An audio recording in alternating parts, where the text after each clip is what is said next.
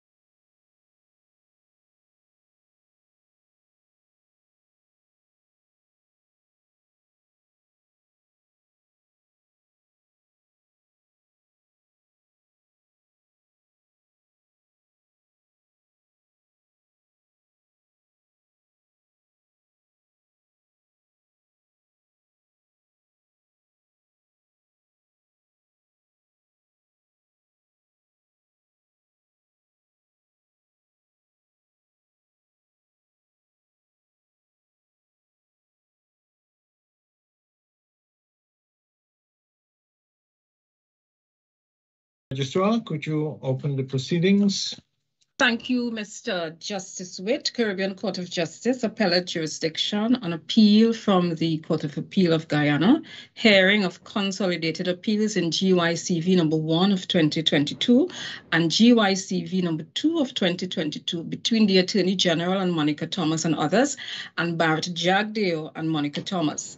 The members of this morning's hearing panel are Mr. Justice Witt, presiding judge. Good morning, counsel.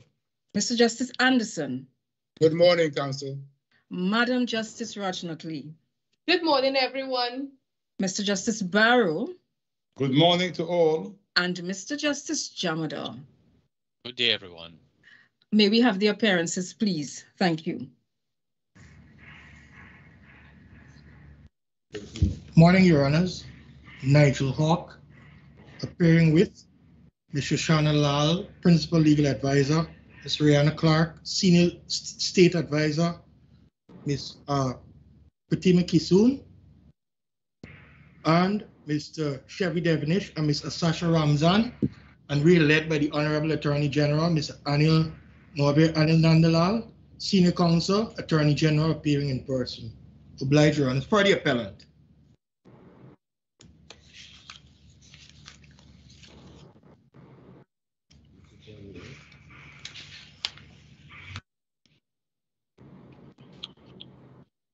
Good morning, my lords. In this matter, I, Keith Scotland, I am led by Mr. John Jeremy, Senior Counsel, Mr. Roysdale A. Ford, Senior Counsel, Mr. Kemrad Ramjatan, Mr. Mayo Robertson, Mr. Selwyn Peters, and we appear on behalf of respondents number 1 and 2, Monica Thomas and Brendan Nurse. May it please the court.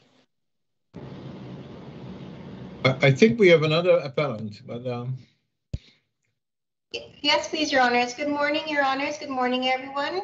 May it please the court, Natasha Vera, in association with Mr. Devendra Kisoon, Mr. Rishi Das, and Mr. Clay Hackett, all led by Mr. Douglas Mendez, Senior Counsel, on behalf of Dr. Bharrat Jagdeo, the 6th named respondent in 01, and the appellant in number 2. Thank you, Your Honors.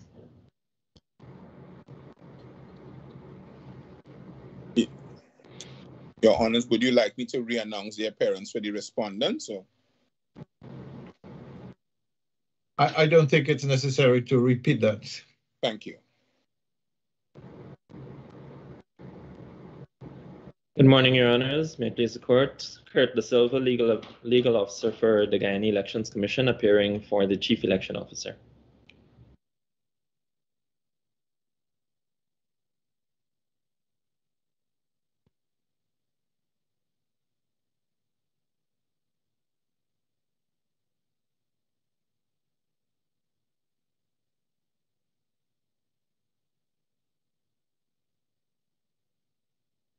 I think we have not gone through our list yet.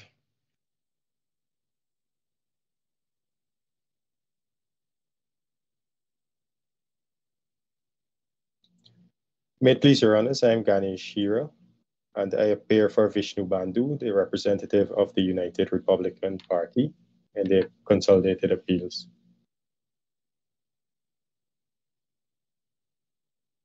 May it please Your Honors, Kamal Rampuran, holding for Timothy Jonas, Senior Counsel for Asha Kisoon, representing the New Movement, and appearing on my own for Jonathan Yearwood, representing a New and United Guyana. May it please Your Honors, should it please this Honorable Court, I, Kailash Lokman, appear along with Mr. Kashir Khan, Mr. Ivan Alert, Mr. Mohammed Khan, and Mr. Joshua Abdul on behalf of Shazam Ali, representative of the Citizenship Initiative.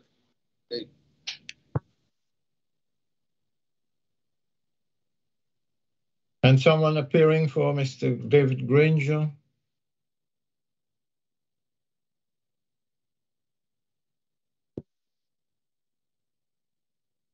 Your Honors, I have already entered appearance to Mr. David Granger as the 4th named respondent. But I could do so again. Bassel Williams, Senior Counsel for Mr. David Granger, representative of the Partnership for National Unity and Alliance for Change. Yes, thank you very much. Thank you. Counsel, before we get into the matter itself, there is a matter of order that we have to discuss.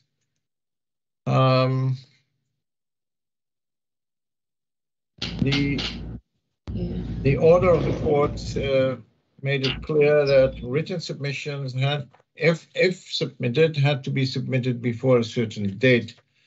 Written submissions that were filed by Mr. Khan on behalf of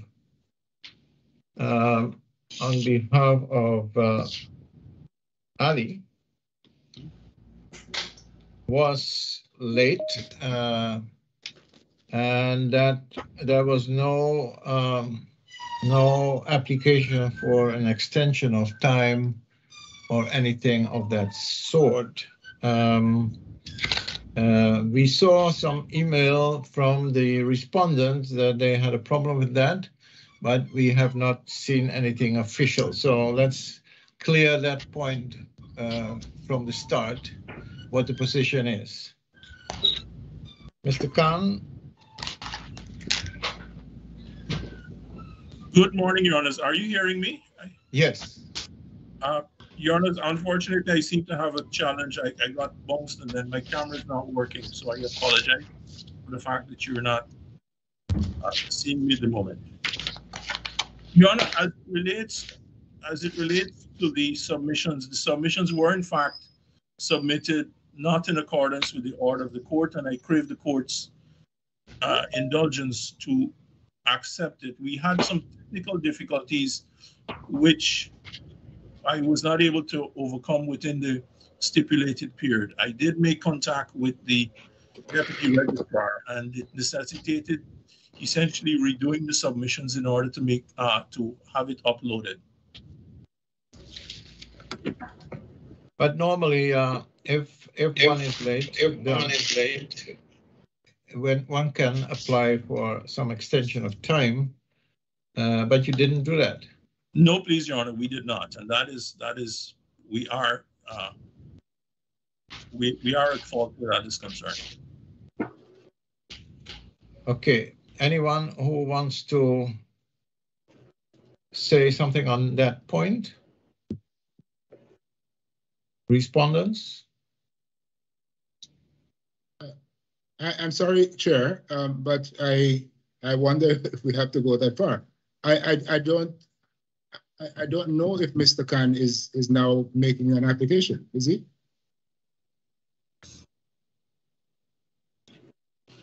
I am, Your Honor, in accordance with part 14.4. I'm seeking leave of the court to accept the submissions. Okay. Yes, but because there was a problem with that expressed by the first and the second respondent, I would want to know what they think about that. Is there any objection? Yes. Thank you, Justice Witt. The objection was ours, and it was premised on the following. This court had a case management conference and issued directions. Now, those directions were carefully issued. It took us a considerable period of time to work out who was going to go first, who was going to go second, and so on and so forth. We filed consistent with the directions of the court. We had significant difficulties as well in meeting our deadline, but we respected the court in its process. We met the deadline which we were required to meet. And then we saw these submissions coming, as it were, out of nowhere, and in circumstances where, not only, as my learned friend says,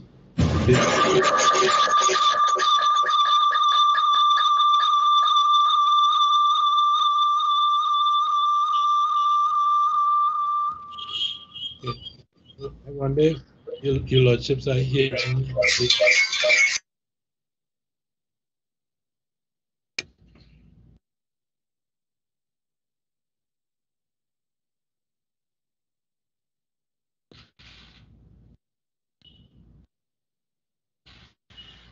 Maybe if everybody else mutes that, it will go better.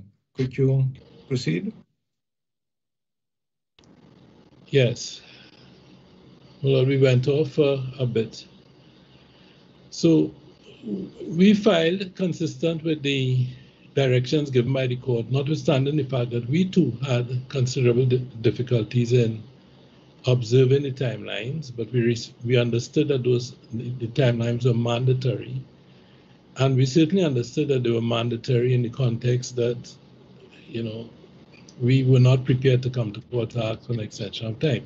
No extension of time having been applied for, no request of the attorneys, which is another procedure that is employed in practice.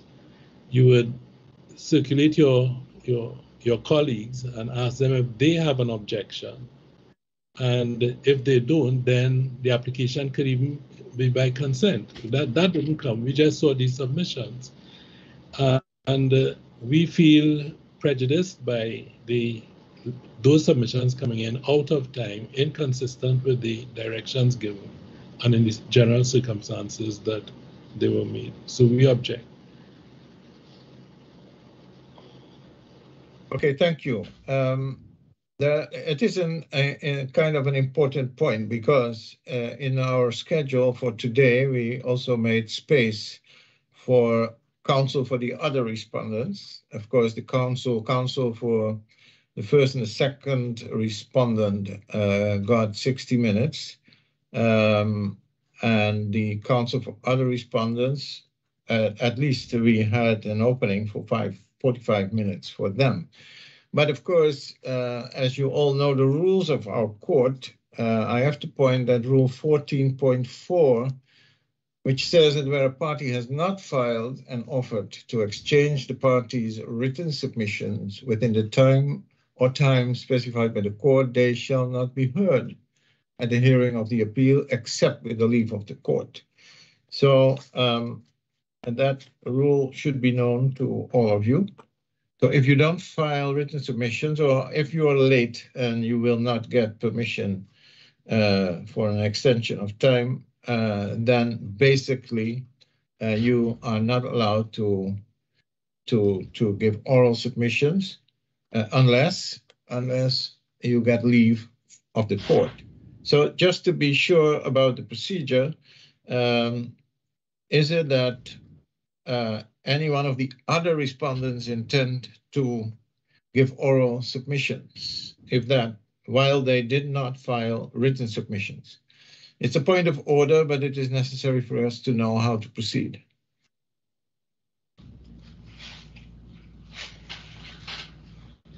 May I ask Mr. De Silva, for the Chief Election Officer, do you intend to give oral submissions? Justice Smith, no, we do not. Okay. Mr. Williams? No, please, Your Honor. Okay. Mr. Ramkuran, for himself and for Mr. Jonas? No, please, Your Honor. No oral submissions? No, sir, we do not want to waste the court's time. Okay, well, that's great, but we have to know. And Mr. Hira? No, please, Your Honor. And Mr. Khan, did you intend to give oral submissions? Your Honor, if I may.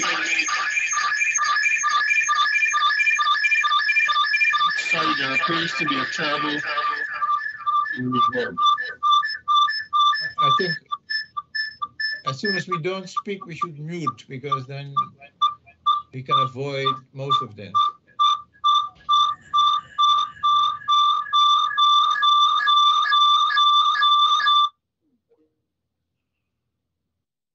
Lord, I would just, if I might, I'm having some difficulties with the system. There's the feedback, but then I'm being booted off the system immediately after the feedback subsides. Not this time, the last time.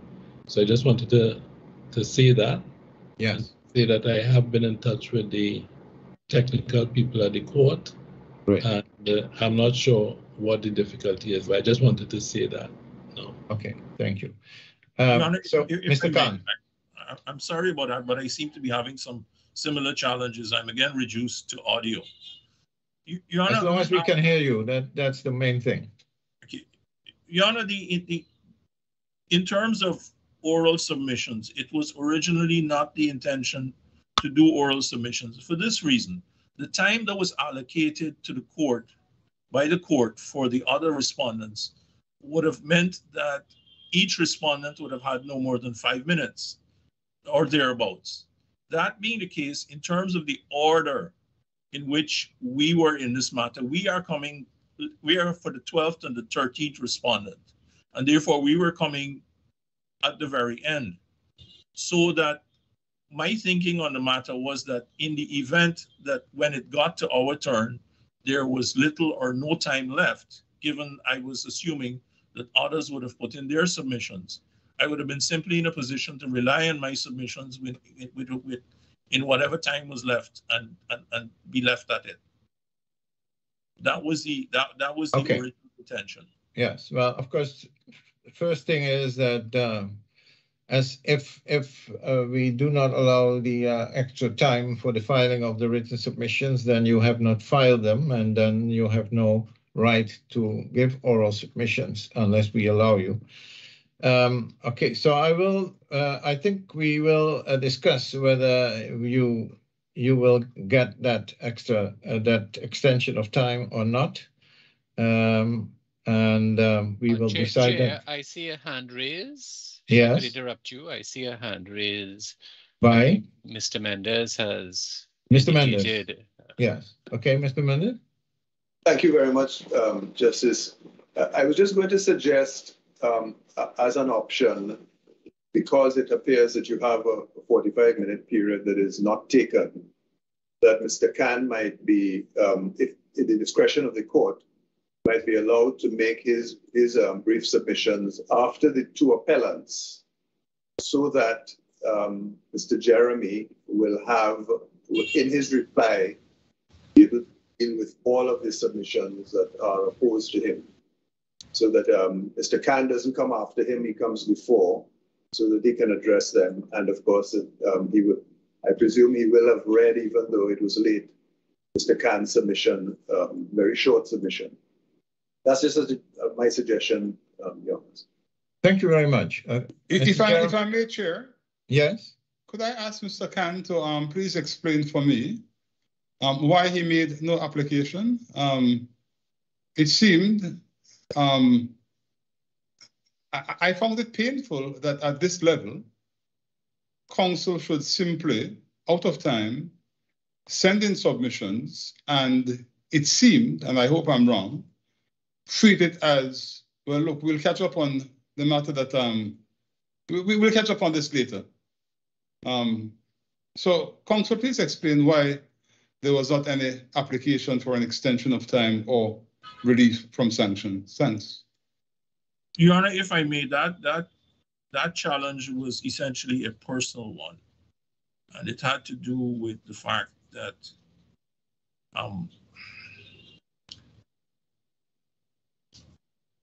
well, I'm not sure how else to put this, but I was quarantined for a bit. That's fine, counsel, but what I'm... And I was not in a position to communicate with co-counsel on the matter.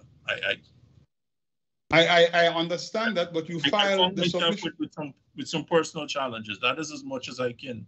I agree that it is painful at this level, that this ought not to have happened. I make no sort of defense for that. But my challenge is related to something that was personally unavoidable.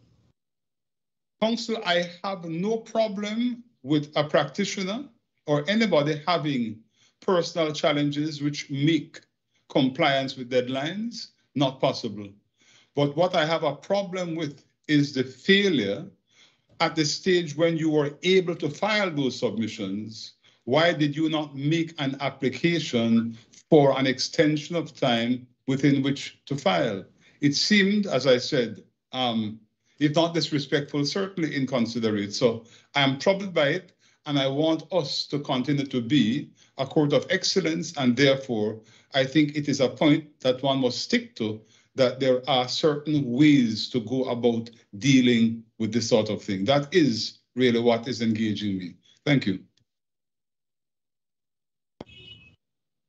Yes, before we discuss this point, and we will not take much time on that, but the suggestion that if we would allow oral submissions, despite the lateness, etc., that in that case, Mr. Khan goes right after the other appellants, so that Mr. Jeremy and his team will know exactly what to react on. Mr. Jeremy, what is your reaction to that suggestion?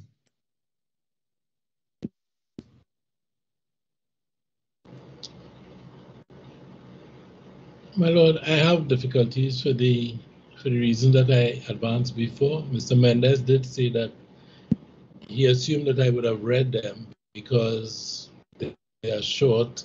I took the view that they were not properly before us. I think I'm entitled to take that view as well, and I might have cast an eye on them, but I did not pay much attention to to them. So my objection remains, my lord. Okay, that is clear. So we will withdraw, discuss this point, and continue with the case. And unfortunately, it took some time, but in order to have an orderly process, we really need to go through this. And after that, we will go back to the real case. So we will now withdraw, and we will be back within a few minutes. You can remain. We will be back, as I said, soon enough.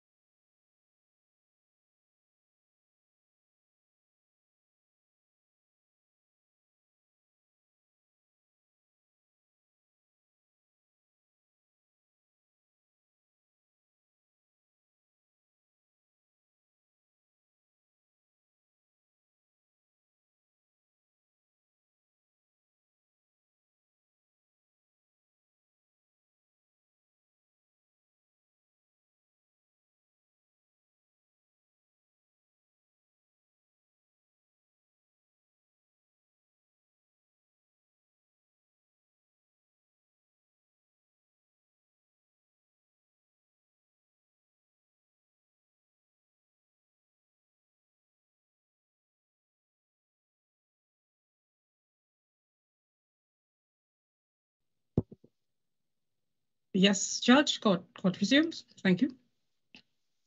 Yes. Well, we are of the view that you know, in order to have a proper procedure, rules have to be followed. In fact, this case is about whether rules have to be followed strictly or not in a way. But in any event, our court rules need to be followed. It's very easy. If you are late, it's very easy to ask for at least consent of your colleagues and certainly also of the court. No such thing was done. It is too late now. So unfortunately, Mr. Khan, we will not allow the filing of your written submissions, and therefore you will not be allowed to give oral submissions either in this case. But I'm sure that your points of view will be ably represented by the other appellants, or by the appellants. You're not an appellant, but by the appellants. So we now can go to wherefore we have come together. And I think the first party to speak is the Attorney General. Thank you very much, Mr. President and honorable judges of the CCJ. Good morning. Your Honors, this appeal raises the neat, and I borrow the term neat from the Case Management Conference, the neat, narrow, and quintessential issue of whether an appeal lies to the Court of Appeal of Guyana from a decision of a High Court judge dismissing an election petition for want of service. The determination of this question, Your Honor, necessarily requires us to traverse that well-trodden journey of the historical evolution of the High Court's jurisdiction to hear and determine an elections petition, as well as is, if I may say, the jurisdictional idiosyncratic rules that are inextricably bound to the exercise of that jurisdiction. A jurisdiction that has been described as sui generis, as special, as limited, as restricted, as exclusive, etc. Linguistic expressions that bear a causal nexus to the evolution of the jurisdiction itself. I am aware that this honorable court is intimately familiar with that historical evolution and the attendant peculiar rules that have evolved with it over the years, coupled with relevant judicial pronouncements whenever the jurisdiction has been invoked. I say so in recognition of the fact that quite recently this court had the responsibility of interrogating that question arising out of an appeal from the Commonwealth of Dominica. I also say that in recognition of the fact that this court interrogated the question in Christopher Ram, and I believe in Ali and Jagdeo to some extent. So the issues are well known, but Your Honor, for the record, I wish Your Honor's kind permission to rehash them quite briefly. Your Honor, it's a special jurisdiction that was inherited from the House of Commons, transferred to the High Court with a special statutory or constitutional code, as in the case of Guyana.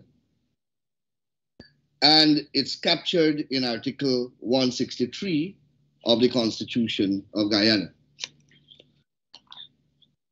Because of its special nature, Your Honor, the authorities have been legion in adumbrating very clearly that the jurisdiction is confined almost in a straitjacket fashion to the four corners of that statutory code and bears no importation of procedural rule or statutory framework outside of that statutory code unless the statutory code itself permits such intrusion.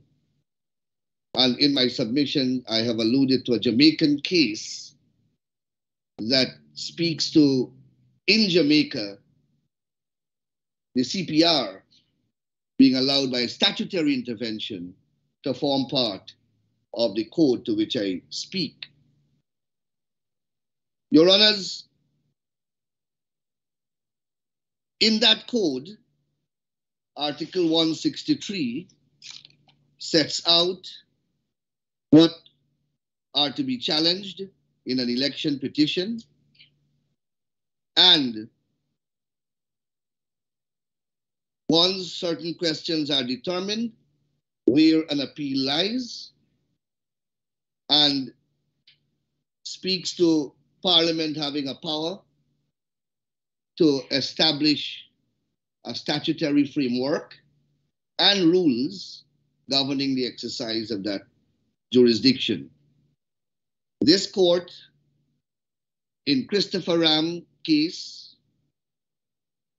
conclusively pronounced that the statute to which the Constitution refers in Guyana context is the National Validity of Elections Act and the accompanying rules.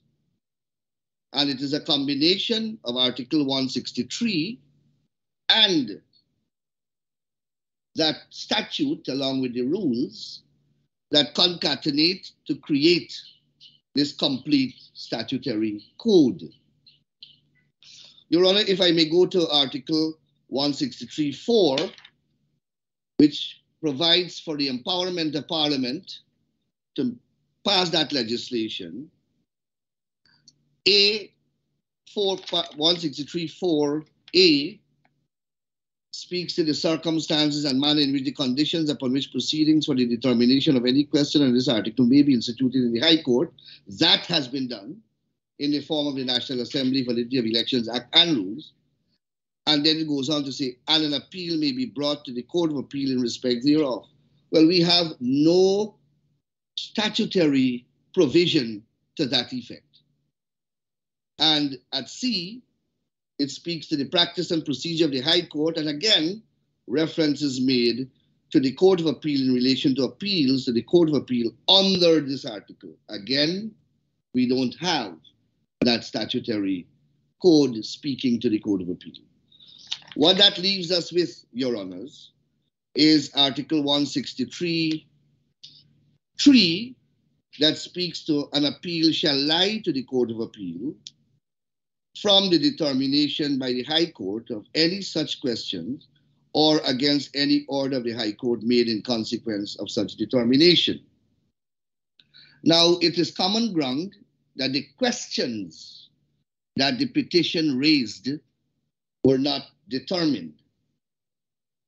And therefore, an appeal does not lie to the Court of Appeal as those questions have not been determined. And Your Honor, that is the policy, or rather the scheme of election legislation or election dispute legislation.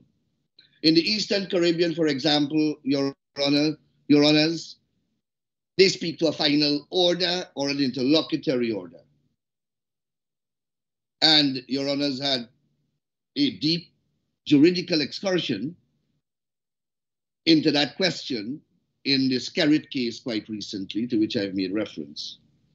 In Guyana, we don't have that dichotomy. But the policy remains the same. That is, that only final orders are appealable in election disputes. And this Honorable Court again in Christopher Ram proffered the reason. One, it said, and I I commend that statement to this honorable court. One, that election disputes must be resolved quickly and expeditiously.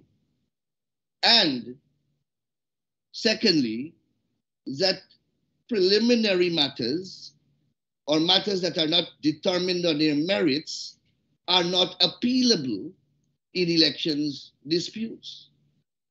If your honors are to examine the order, or rather the judgment of Chief Justice George, her honor quoted copious authorities that aggregate to say that when procedural requirements are not met, the impact and legal effect is that it affects the validity of the petition itself, it nullifies the petition, and that principle is inextricably linked to the jurisdiction of the court to entertain such a defective petition. And those two principles marry to prohibit an appeal because there is really no decision from which one can appeal. Because the petition is a nullity, the petition is defective, and the court, and that constitutes a jurisdictional bar to the court entertaining an appeal, entertaining the matter itself. Honorable Attorney General, can I interrupt you? Yeah. Because you're on a point. If you prefer that I wait, I can, but if you would allow it, I'm happy to ask you a question. What is your preference? I would prefer, Your Honor, at the end. All right, fair enough. Can do that. And that is the policy, Your Honor. The Court of Appeal, and that is recognized, Your Honor, in our Constitution that creates the right of appeal in constitutional matters. Article 2, one moment, Your Honor. Article,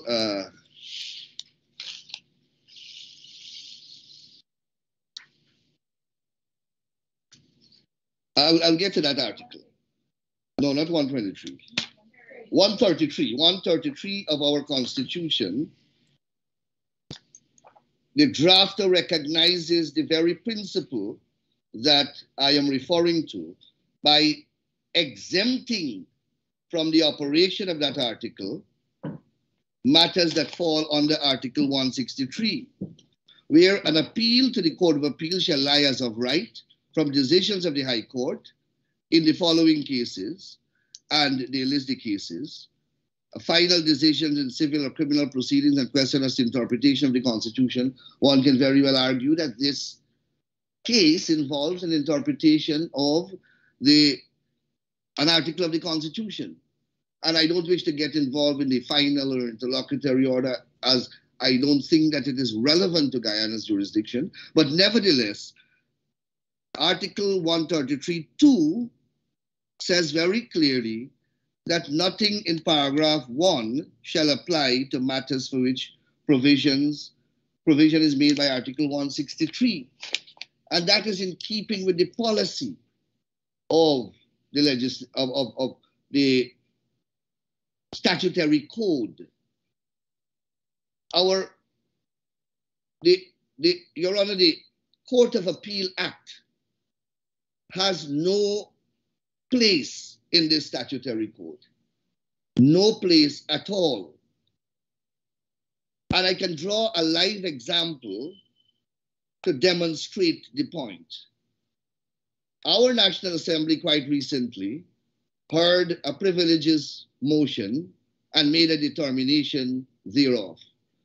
Now, that is not a jurisdiction that Parliament handed to the court. Parliament kept that jurisdiction. And Parliament, in the exercise of that jurisdiction, made a pronouncement via that privileges committee. It is unthinkable for one to suggest that the Court of Appeal Act can be invoked to file an appeal against a decision of that privileges committee. I think that graphically explains, or rather demonstrates the point that I want to make. And Your Honors, unless that fundamental core principle and concept is understood, then we are not going to get it right. And I dare say with the greatest of respect that the Court of Appeal of Guyana did not get it right, because they sought to find an appeal and ground an appeal where one does not exist, using the conventional provisions of the Court of Appeal Act. And I made it an express point in my submissions that the predicating language of that Court of Appeal Act says any cause or matter. And all the literature on elections petition law say very clearly and unequivocally that an election petition is not an ordinary litigation, is not a civil suit, is not a suit in equity. It is something that is unknown to the ordinary jurisdiction of the court. And Your Honor, the Court of Appeal, I dare say, fell into error, trying to use Article 123 of the Court of Appeal Act of the Constitution, which speaks to the establishment of a Supreme Court, which includes the High Court and the Court of Appeal, and that court shall have such powers as given to it by Parliament. Well, Parliament, for the purpose of election dispute, did not give that Court of Appeal any such statutory power. And to use the Court of Appeal to say, Court of Appeal Act to say that that is the statute is completely misconceived and certainly demonstrate a lack of understanding of the historical jurisdiction of the court and how it evolved. And Your Honor, therein lies the key to addressing this question. Your Honor, tangential to that also is the fact that an appeal is a statutory phenomenon. It doesn't exist. It's an animal unknown to the common law. And therefore, if one is asserting a right of appeal, one must find the statutory vehicle that establishes that right of appeal and takes that right of appeal to its logical destination. And the respondents have abysmally failed to establish that statutory right of appeal. They seek refuge in the ordinary Court of Appeal Act, and that is not available to them. In fact, the policy of the Court of Appeal Act itself prohibits the hearing of appeals that are not of a final nature. And as the case from Dominica recently demonstrates, and a disposal of an election petition at what the court describes at an intermediate level, meaning without determining the questions that cannot be a final order, and by the Court of Appeal Act itself, is unappealable to the Court of Appeal, assuming that one wishes to interrogate that as one of the bases. Your Honors, in my submissions, I went through the reasoning, or I tried to, of the Honorable Chancellor, as well as Justice of Appeal Barnes. And I sought to identify what I consider to be the deficiency in the reasoning advanced. And they are well set out in my submissions. I don't intend to recite them here, other than to emphasize that these two judgments aggregate to depart from the statutory code and the common jurisprudence that govern election disputes. There seem to have been inherent in the two judgments some sense of judicial abhorrence against the fact that such a pivotal decision can be unappealable. Well, Your Honor, in my submissions in the court below, that is the Court of Appeal, I put before the court cases coming out of Kenya and the Kenyan statutory code to show that there are certain type of decisions in Kenya that are absolutely not appealable. And they are very crucial. They are election disputes matter. And the statutes say that they are unappealable. In Kenya also, and in many other jurisdictions, there is a two-tier procedural ladder constructed, whereby if you have interlocutory matters, you can't appeal them until there's a final ruling or a determination of the final issues. And then you are required to roll up your issues and make one appeal. So, and the point, the fundamental point remains that appeals are statutory. And if a statute doesn't confer that right, then it does not exist. Justice of Appeal, Gregory rather, attempts to read into the Constitution, Article 163, a jurisdiction because according to Her Honor's reasoning, there were no what I believe he described as exclusionary clause. But I cited dicta, Your Honor, to show that an appeal can't be by implication. An appeal is conferred expressly.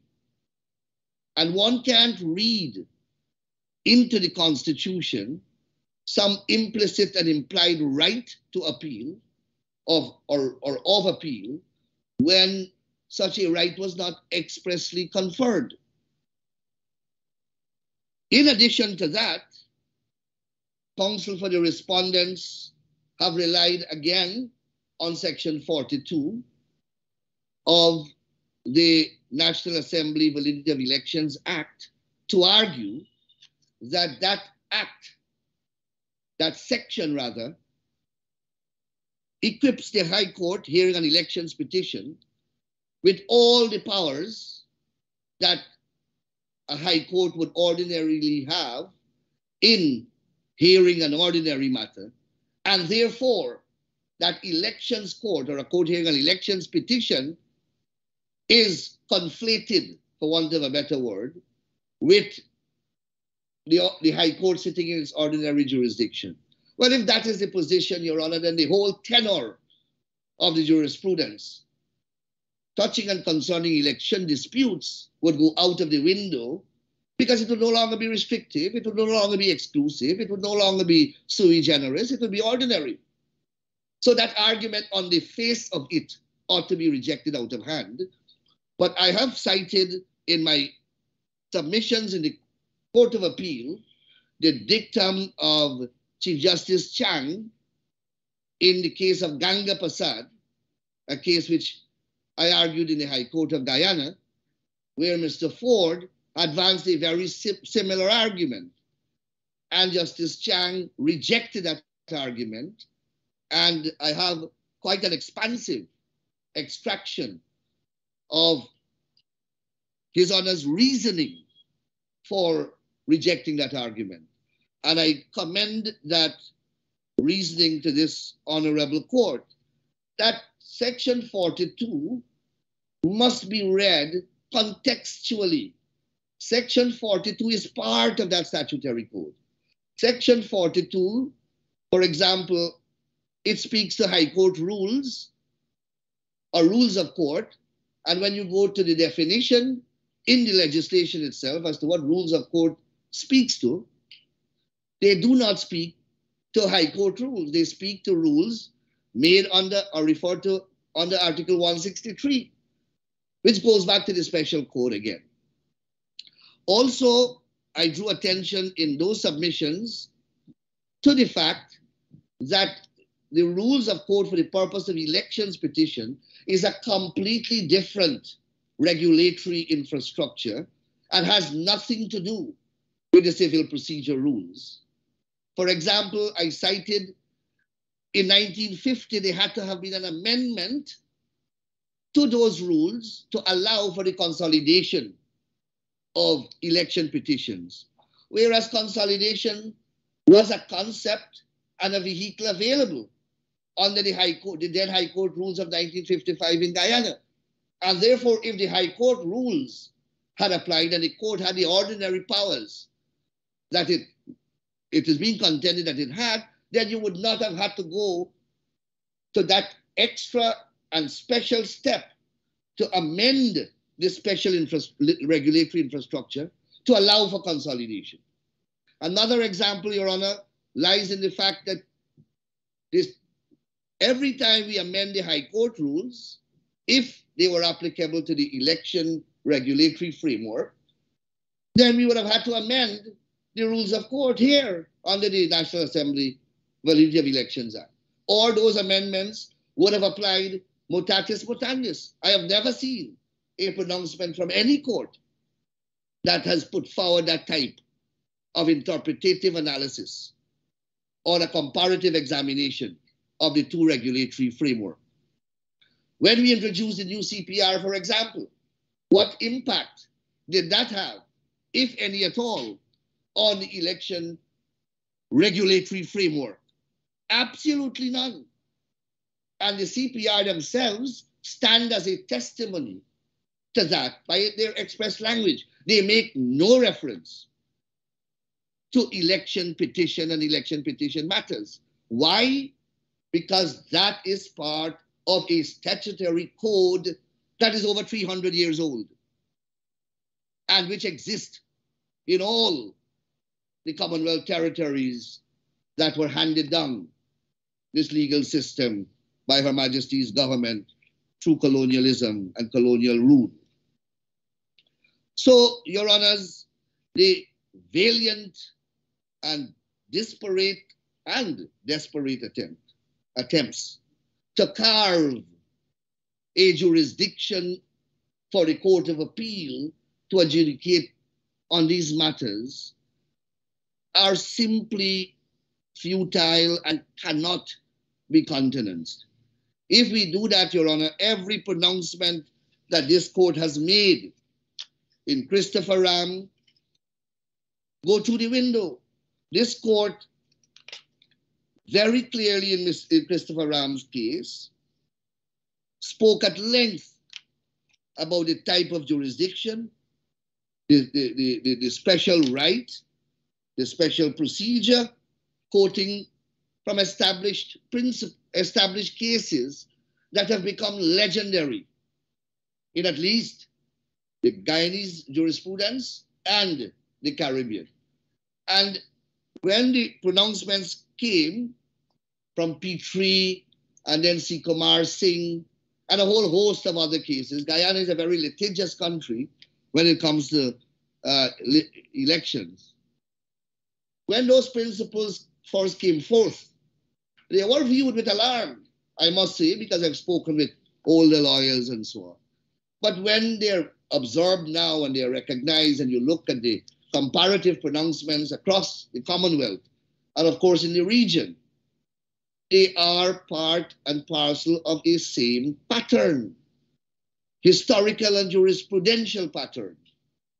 And these cases, they offer very little space.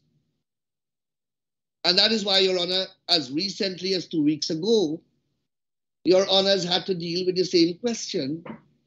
And that is how you concluded. The identical issue, an election petition was disposed of without the determination of the questions raised in the petition. That is, whether the elections of Dominica was conducted in accordance with law whether there were irregularities, whether there were specific election offenses committed. And Glasgow J, my batchmate actually, Ralston Glasgow, I'm very proud of that judgment, interrogated the matter fully and concluded in what from all appearances was a sound and well-reasoned judgment, concluded that they did not meet the threshold for going to trial. And he ruled accordingly. It is the same juridical animal as this case. Justice George said in her ruling that she couldn't. The gate was not open for her to determine the questions and disposed of the matter in the same type of juridical pronouncement, in the same factual scenario, almost. And the Court of Appeal in Dominica rightfully declined jurisdiction, and Your Honors affirmed that decision, and rightfully so. In that case, Your Honors had to deal with the added question of a constitutional right to a fair hearing. Now, that does not arise here. So Your Honors do not have to necessarily burden yourself with that matter, which is extraneous to this. Here is a pure question of whether the appeal lies or not.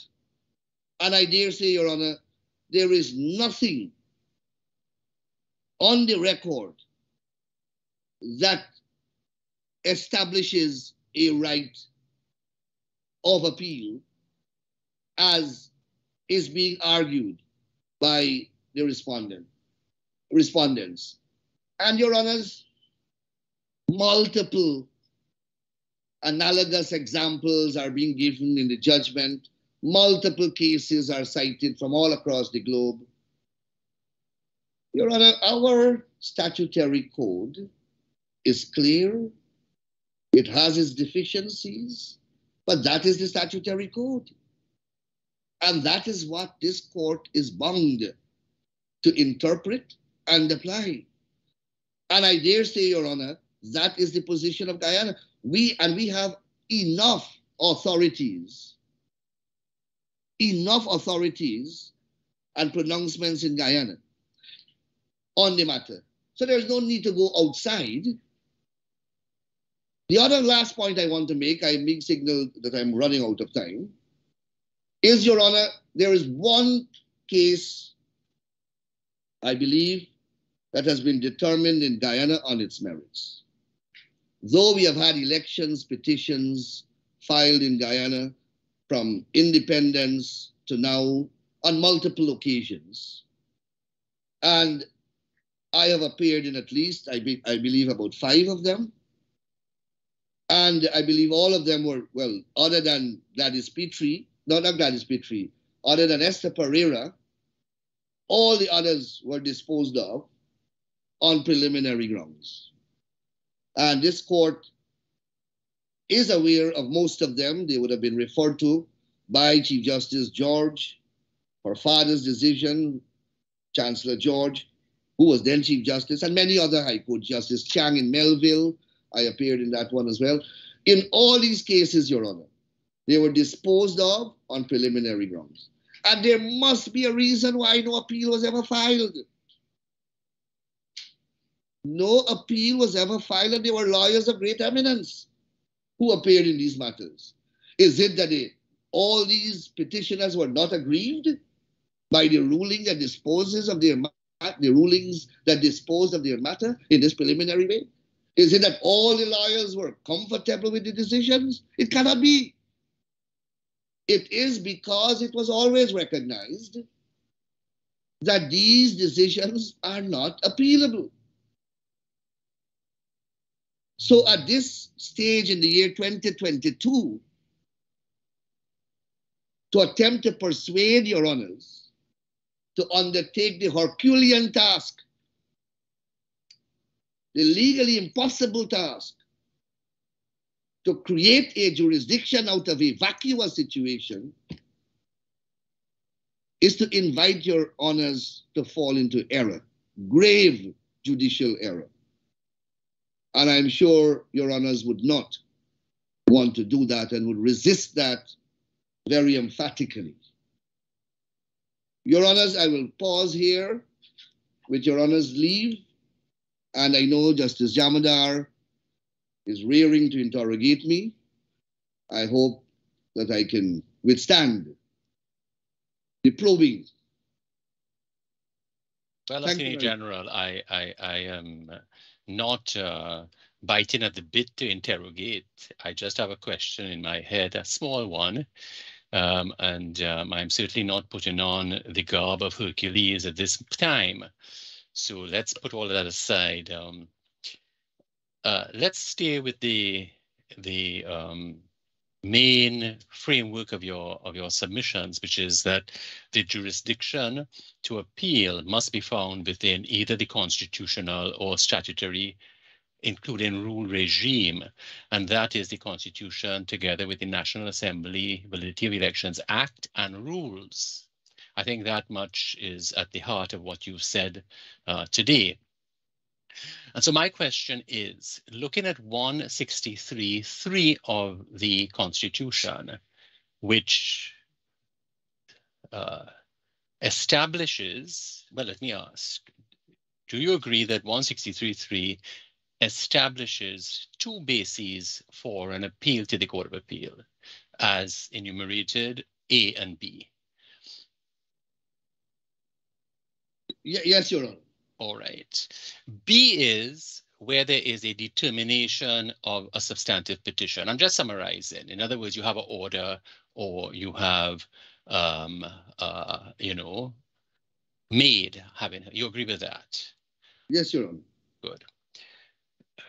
So my question revolves around what does A mean?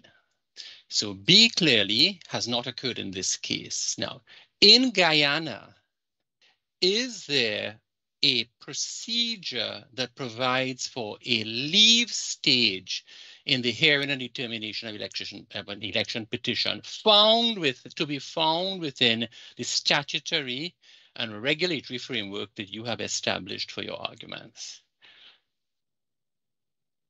No, Your Honor, but the courts have... Oh, no. Before you reach the courts, yes. Let's stay with because your argument was premised on a principle, as I understand it. I will hear what you have to say about the courts in a moment. Yes. I just want to stay within the framework of your argument, because your argument is the court's decisions all the courts, you say to us, do not undertake this Herculean task because you are limited. An appeal must be grounded in statute, and in this case, you are limited to 3 documents: the Constitution of Guyana and the National Assembly Act and the National Assembly rules, because those are passed pursuant to the Constitution by Parliament. And so that's what you call the regulatory regime. I'm fine with that for now.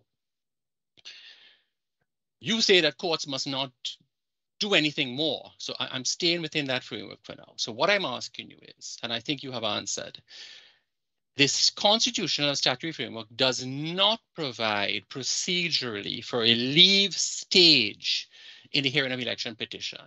For example, in public law, we all know in judicial review that is so. You can have a Judicial Review Act, you can have your CPR rules in which there is a leave stage, or in an application, an appeal against a question of costs only, most of the common law jurisdictions, by statute, you must get leave of the court to appeal. So we agree then, for now, that there is no statutory structure which includes a leave stage. Yes? That's correct, Your Honor. Yeah, good. My question, therefore, is this. When 3A says an appeal shall lie, I assume as of right, to the Court of Appeal from a decision of the judge granting or refusing leave to institute proceedings, my fundamental question is, what does that mean? Because we have no leave stage. In other words, let me use an analogy, and then you can respond. In judicial review, you make your application for leave. That application could be resisted or not. And if it is at the end of that application, the court says leave granted, gives directions, or leave refused, dismisses the notice, and may make orders for costs. So what is it that the Constitution contemplated at 163.3 when it uses the language from the decision of a judge granting or refusing leave to institute proceedings for the determination of any of the questions in one?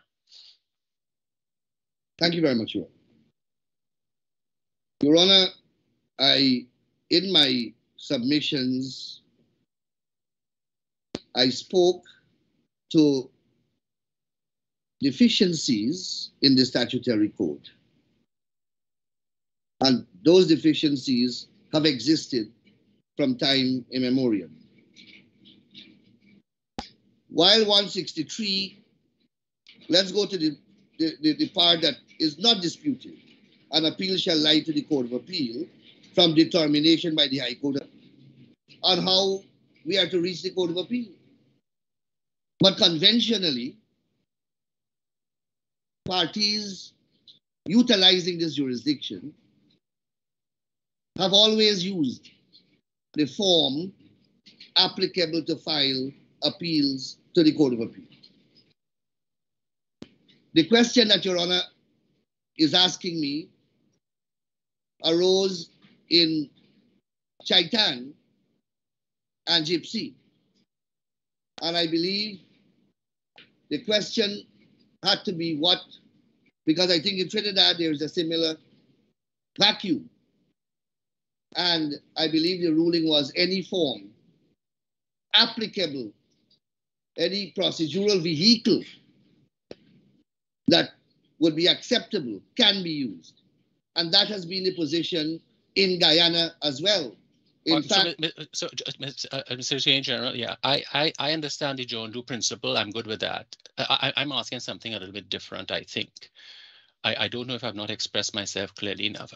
I am not on where there is a lacuna, where there is a right provided and there is a lacuna in the provision of a process that the court must find a process to give effect to the right. That's a John Doe principle. That's fine. So if there is nothing that says, that's fine. So if there is nothing that says how you appeal, but the Constitution gives you a right of appeal, then of course the court provides for a reasonable procedure. I'm not troubled by that at all, but I'm not asking that. You are right, 3B is clear. A ground of appeal is where there has been, remember we are on a question of ground of appeal and jurisdiction. A ground of appeal, a right of appeal, I should say, sorry, lies where there has been a determination by the High Court of any of the questions at 163.1, i.e. the validity of an election petition. All right, so wherever there has been a determination by the High Court, Chief Justice George heard the case and decided yea, no, nay, in between. There's a determination. 163.3b says you have a right of appeal. Work out the procedure if you don't have one. You have a right of appeal. Now, what I'm asking is about 163.3a. 163.3a also gives you a right of appeal. I'm not talking about how to appeal. I'm a priori. How? It gives you a right of appeal. My question is, what is the right that is being given at 163.3 where it speaks to a decision? You must have a decision. So let's look at it. You agree you must have a decision of the High Court? Yes. Attorney General, looking at the section, do we agree you must have at least a decision? Yes, granting or refusing leave. Right. 2, institute proceedings. Yes. So wherever there is a decision that either gives permission or refuses permission to institute proceedings, proceedings for what? To determine any of the questions at 1, i.e. validity of election petition. So my question is, what does it mean to say that wherever you have a decision, that grants or refuses permission. I'm substituting the word permission for leave because we have no leave process to institute proceedings to determine a question. You have a right of appeal. Is that what this is saying? On the plain English, tell me what, first, maybe let's do it in a simple, in a structured way. What does the plain English of this mean? Before we, don't tell me about courts and interpretation of court. Let's just look at the plain statutory language that is given this right of appeal. What does it mean? Your Honor, it means exactly what it says. That is, that, and the petitioners would have had to satisfy that requirement even in this petition, that before you file the petition, you go and you get an order permitting the filing of the petition. Is that in the statutory regime in Guyana? That there's a first stage? First of all, well, it is in the Constitution, which is part of the statutory code. Where is that in the Constitution? Where is it say in the Constitution that before you can bring a 163(1) election petition, you must go to the court for some, I don't know, leave? Because if that is there, then that's the answer. That's the ease that satisfies me completely. I am happy with that if that's there. Where is that? It doesn't say that. It proceeds obviously on the assumption that that is a requirement, and we have a written judgment on this very issue, Your Honor. All right, and I will forward it to Your Honor. This very provision was interrogated, and I will forward it to Your Honor. But perhaps Section 3 of the National Assembly Validity of Elections Act. Wait, hold on. Section 3 of the Act, you said? Yes. I know I've looked at it. Let me just get it quickly here. 1 second. I'll pull it up now. Just give me one moment. Yep, I have it. Section 3. Method of questioning. Yep, I looked at that. So there is also reference to 163A in that statutory code as well. But Your Honor, I am happy that wait, hold on. 3 speaks to a question. In other words, 3 is saying any of the questions, I agree, in 163(1 are the subject of a petition. Fair enough, but I'm not asking that. I'm asking something different. I know what Your Honor is asking. Yeah. Where is the requirement? I'm not saying where, I'm asking, is there? Is there? Because if there is no requirement, Honorable Attorney General, then we have to make sense of what 3A covers constitutionally. Yeah, and as I said, Your Honor, I didn't consider this relevant to the appeal at all. But now that Your Honor is asking me about it, I want to say 2 things. One, that we have judgments on this matter, I believe, from the Court of Appeal and the High Court, which I would like to put before the court. And secondly, Your Honor, this provision here, again, goes against the very scheme of the Court of Appeal Act because it grants leave pursuant to an ex parte application. Well, that's what I'm grasping at. You say no, this is the Constitution of Guyana. And the Constitution, you're talking about pursuant an ex parte application and so on and so on. Practically, the application is done ex parte in practice. And that is how Mr. Ford and those who commenced this petition would have done it. I had to do it when I did Ganga Prasad in 2015, and that's how every petition is commenced.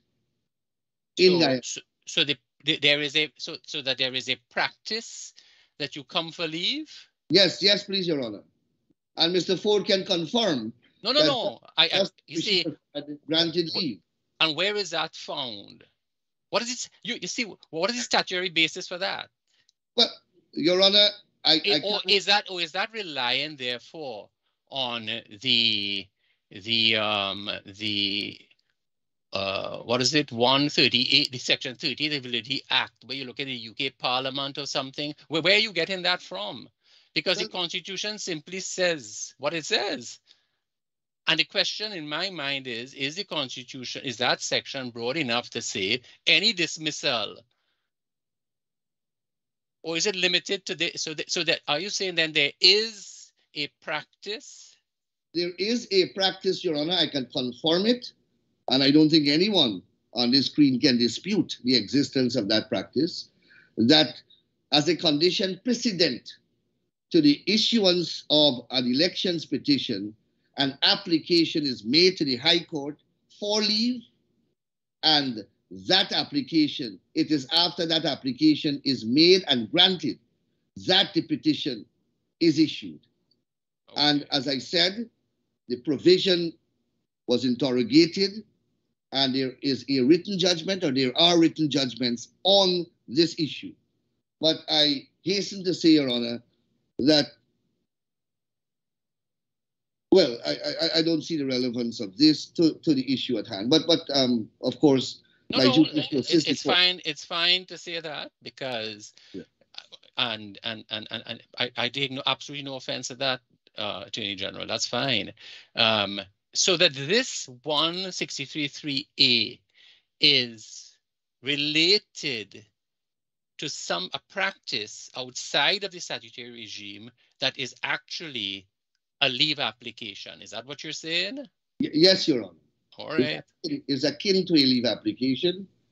And as I said, in the case that it was examined, guidance was taken from the Court of Appeal in Chaitan's case, because this very issue arose in Chaitan's case out of Trinidad and Tobago.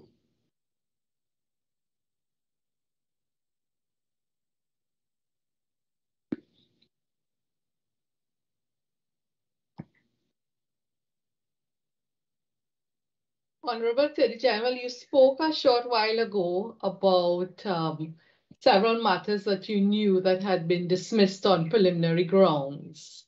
And you said, as far as you were aware, only one matter was heard on the merits. Did I get your submission right? Yes, Your Honor. Yeah. As far as you're aware, Attorney General, when those matters for leave come before the High Court judges, has there been an appeal from the refusal or grant of leave in any of those cases, as far as you know? In one, I believe there was an appeal, and it had to do with the procedural vehicle used to make the application to the High Court judge. So it explored a procedural question. And I believe the Court of Appeal said that in the absence of a specific laid out procedure, then any one of the acceptable mode of procedure utilized in the High Court can be used. I think that decision is Veronica Dell. I can't remember the name, but I can provide those decisions to the court. I can do that. Thank you. And one other question, Attorney General, when you spoke about these applications for leave before the High Court judge, what forms would be used? What procedural rules would be followed?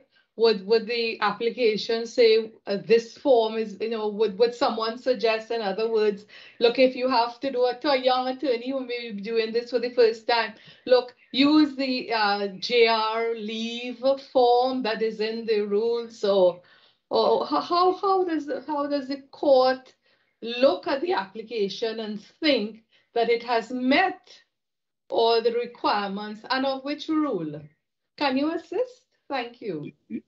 Your Honors, as I said, the position is flexible.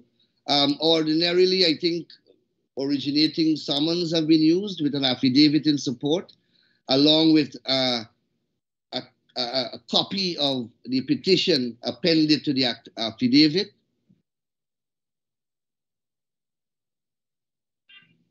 and it's normally heard and determined ex parte. That has been my experience. That is how I have done it, and no one has raised any issues in relation to that. Mr. Attorney General. Yes, please, Your Honor. Doesn't good old Erskine May on parliamentary practice and procedure provide the forms for this sort of thing? Your Honors, maybe I can't speak directly to it, but I can speak to the reference in the National Assembly Validity of Elections Act to the procedure.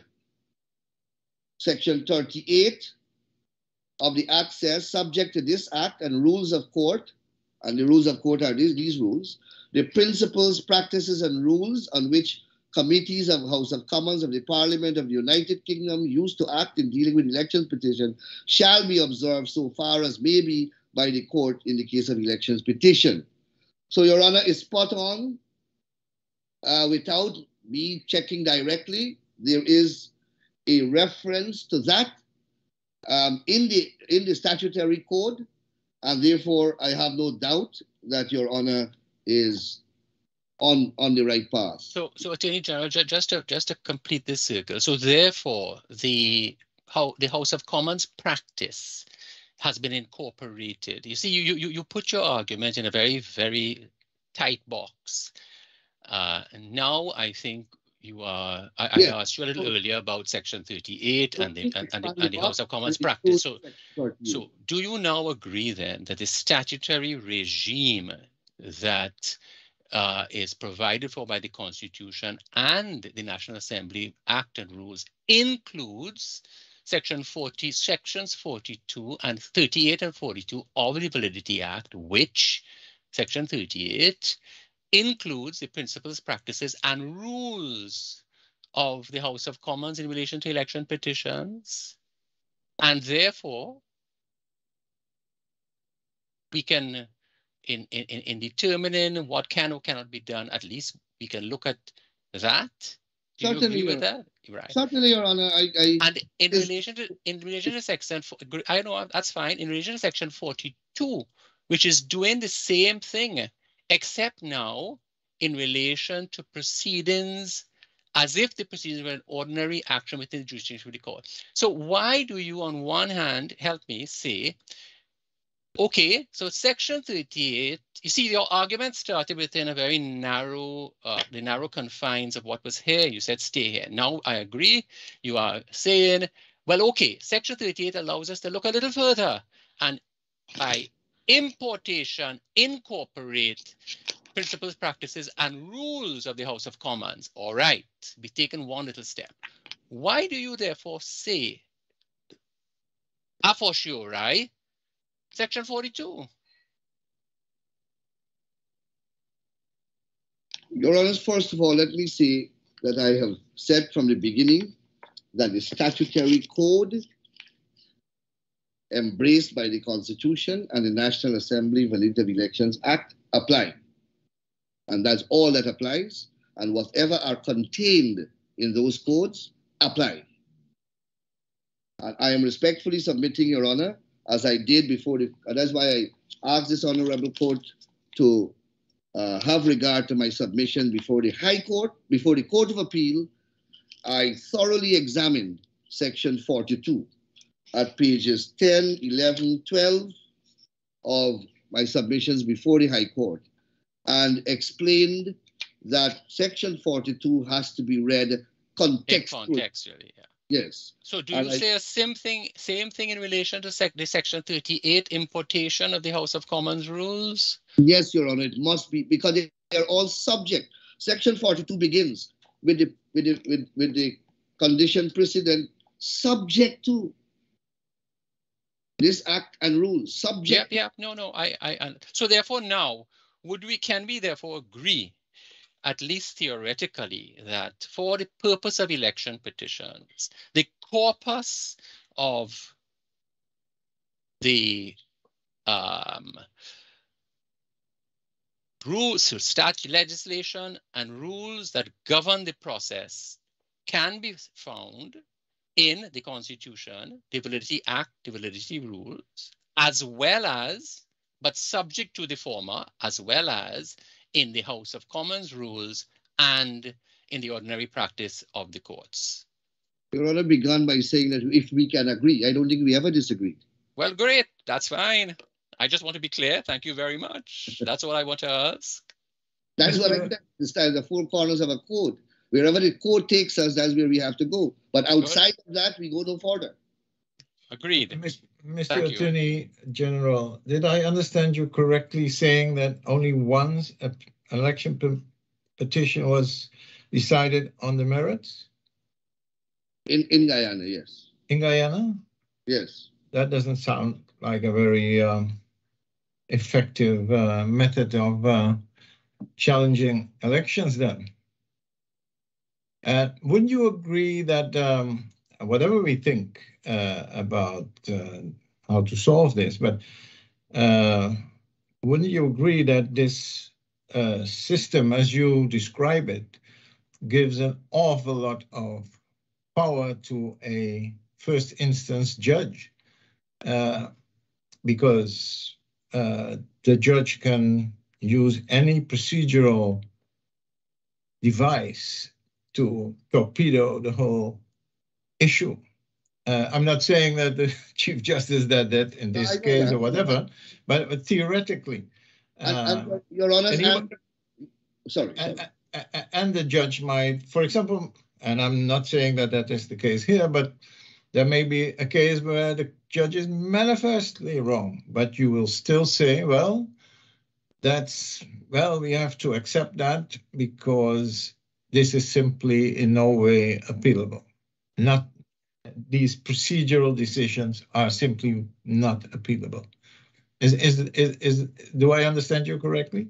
Your Honors had to deal with that question in the Dominican case. Correct, yes. And Your Honors correctly pointed out that the decision is unappealable either way.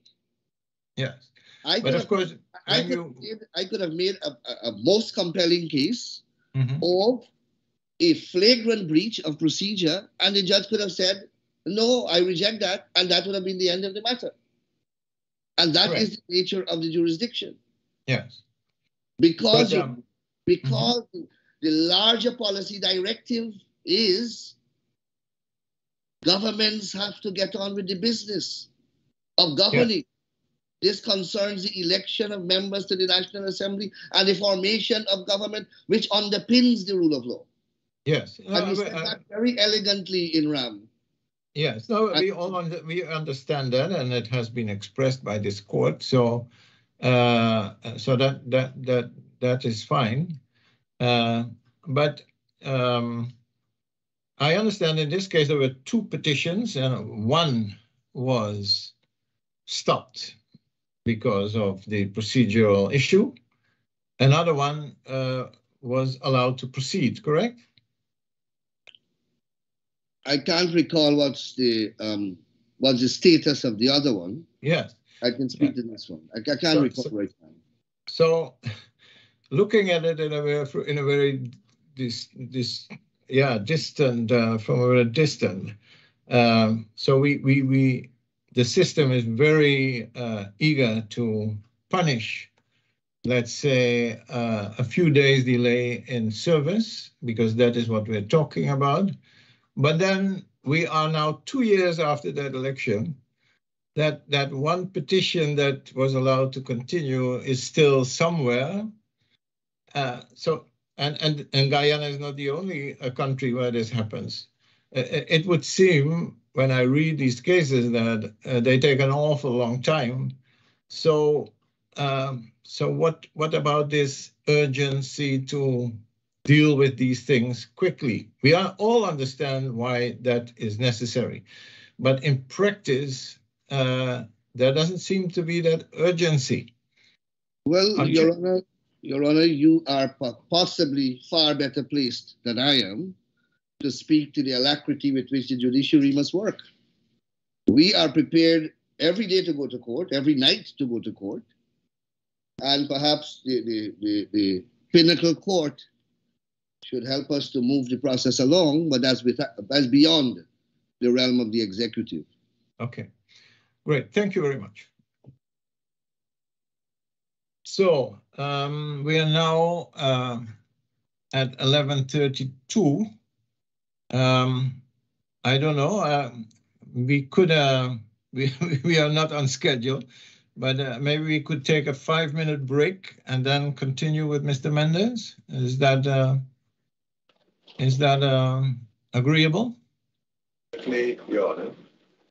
Okay, so Madam Deputy, we will pause for 5 minutes and then we'll hear Mr. Mendez. Thank you, Judge. Court adjourns. Thanks.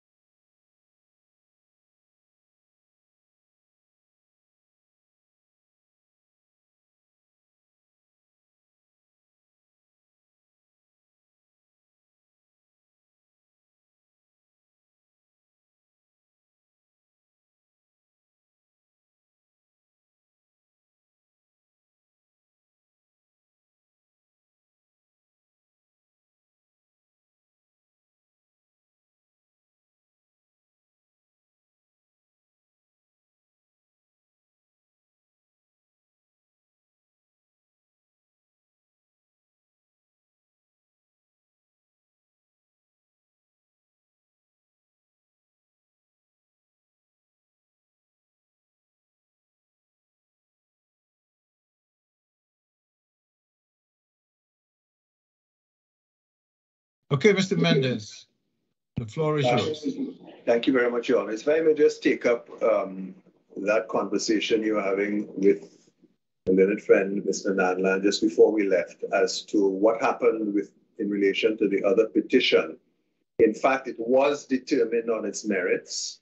I don't know if my learned friend, Mr. Nanlan, was referring to that as being the only one that was determined on its merits, or whether there was another one.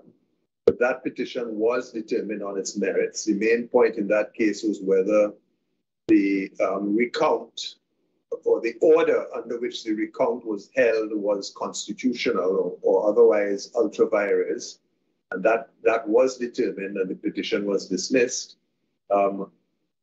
I do not know what has happened since then. We have heard rumors of an appeal, but we have never been served with a notice of appeal. And certainly an appeal has not been pursued, meaning that we have not been summoned to any proceedings before the Court of Appeal, if there in fact has been an appeal. So that to give a full answer as to what has happened, that petition was determined on its merits and dismissed on its merits. Thank you. Just to be clear on that point, Mr. Mendes, that is a matter which can be appealed, is it? Yes, because it was the court determined the question whether the election was valid or not. So it falls within 163.3, or is it 3 or 1? 163.3B. Okay, wonderful. Thank you. Yes. Your Honor, if I may begin by dealing with one of the pillars of the respondent's submission, which you would find at paragraph 10, electronic page number 5474. Paragraph 10 of their 18-page submission, which if I may point out, I didn't stop reading it after page 12. But the submission there is that the jurisdiction vested in the High Court under the National Assembly Validity of Elections Act is a jurisdiction that is vested by Article 123(1) of the Constitution, and presumably, therefore, not by 163(4) of the Constitution. And the theme of the submission basically that the jurisdiction that is being exercised there is therefore the ordinary jurisdiction of the court, and therefore the laws applicable to the ordinary jurisdiction of the High Court therefore apply, which takes you to the Court of Appeal Act. So the short answer to that point, of course, is that this court has already determined that the National Assembly Validity Act was passed pursuant to the powers under Article 163(4), and you will see that in the RAM decision at paragraph 35, electronic page number 4888. But the longer answer, I think, is important in order to understand the history of the provisions that the court is being called upon to construe. And also, it may also tease out what has happened or what was the Parliament was thinking about, or I shouldn't say Parliament, the framers of the order in council were thinking about when they made provision for an appeal on the grant or refusal of leave to institute proceedings. And this has been the subject of the supplemental bundle of documents that we put before the court. What is now the National Assembly Validity of Elections Act was originally regulations made by the governor, it would appear, and they were called the House of Assembly Validity of Elections Regulations 1964. And you will see those beginning at page 6398 of the electronic bundle. And the regulations were declared you'll see on the first page, 6398 have been made under the British Guyana Constitution orders of 1961 and 1964 in the exercise of the powers conferred by Section 3.4 of the 1964 order and Article 70 of the Constitution at that point in time. Now, those regulations included the provisions that were mentioned earlier on today. That is to say, what is now Section 38 of the Act dealing with incorporating the procedure of the House of Commons in the United Kingdom, and also providing that the court has the powers of the High Court in its ordinary jurisdiction. And you will see that those provisions at electronic page number 6410. It was Section 37 at that point in time. At the top of that page, subject to these regulations, the principles, practices, and rules on which the committees of the House of Commons, etc., use to act shall be observed. And then Section 41, which is now Section 42, which says, court shall, subject to the provisions of this Act, have the same powers, jurisdiction, and authority with respect to any proceedings brought and done by virtue of these regulations, as if the proceedings were an ordinary action within the jurisdiction of the court. So that existed then. The Guyana Independence Order then came into being in 1966. And you will see that beginning at electronic page number 6289. And it was that constitution that created the Court of Appeal for the first time. The Court of Appeal of Guyana did not exist prior to the 1966 order. Prior to that, appeals went to the Federal Supreme Court, and there may have been other iterations of the appeal courts at that point in time, but the Court of Appeal of Guyana came into existence with the 1966 order. And you will see that section, what is now section Article 123.1 of the current Constitution was then section 83 of the order, which you will see at page 6345. And section 83.1 says, there shall be for Guyana a Supreme Court of Judicature consisting of a Court of Appeal and a High Court, with such jurisdiction and powers as are conferred on those courts respectively by this Constitution and any other law. And then you had what is now 163 of the Constitution, and it was then section 71 of the 1966 order. So it is now 163, almost in identical terms. And 73.1 provided for appeals to the Court of Appeal. Appeal shall lie to the Court of Appeal from a decision of, it's in the same terms practically, from a decision of a judge of the High Court granting or refusing leave to institute proceedings for the determination of any question referred to in paragraph 1. And then B in the same terms as Article 163.3 at that point in time.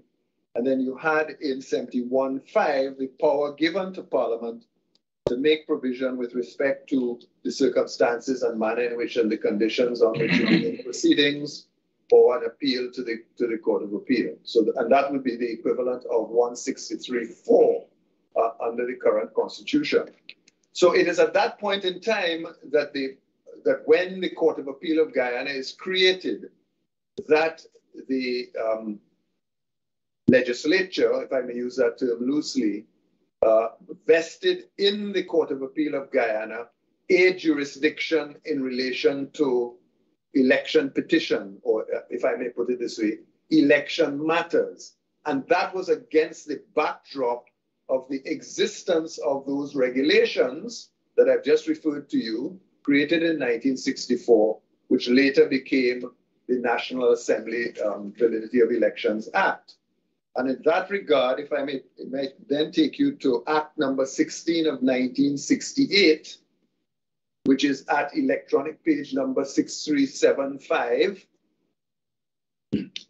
And that act is called the Representation of the People Adaptation and Modification of Laws Act 1968.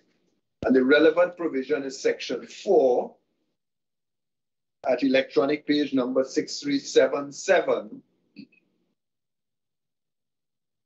which provides, in connection with every election after the commencement of this act, the House of Assembly Validity of Election Regulations 1964 shall, subject to the provisions of this section, have effect as if enacted under paragraph 5 of Article 71 of the Constitution, and all other provisions of the Constitution thereunto enabling, and for that purpose be construed with any necessary adaptations, modification, etc.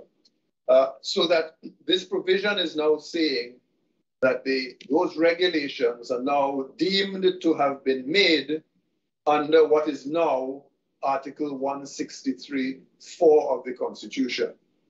So that what is now Section 42 and what is now Section 38 of the National Assembly's Validity Act are deemed to have been made not under Article 123(1) of the Constitution, as the learned friends have submitted, but they are deemed to have been made under Article 63(4) of the Constitution.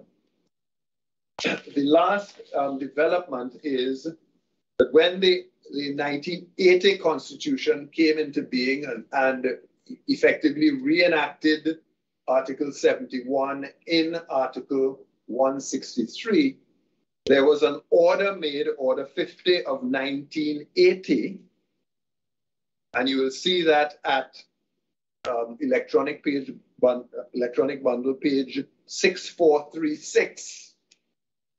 And at page 6437, paragraph 3 of that order, it is said, the National Assembly Validity of Elections Act shall have effect as if it were enacted by Parliament for the purpose of providing for the determination of questions relating to the validity of election of members of Assembly under a system of proportional representation and so on.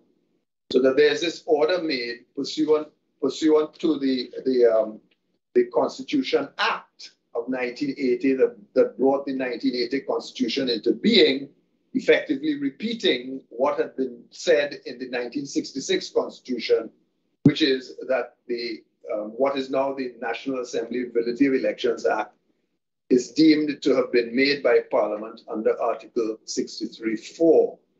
So that, contrary to what my learned friends have submitted, the scheme is not one that is bifurcated as between the special court or the special jurisdiction that is granted in the High Court and the special appellate jurisdiction, we say, that is granted in the Court of Appeal by Article 63, and then the National Assembly Validity of Elections Act.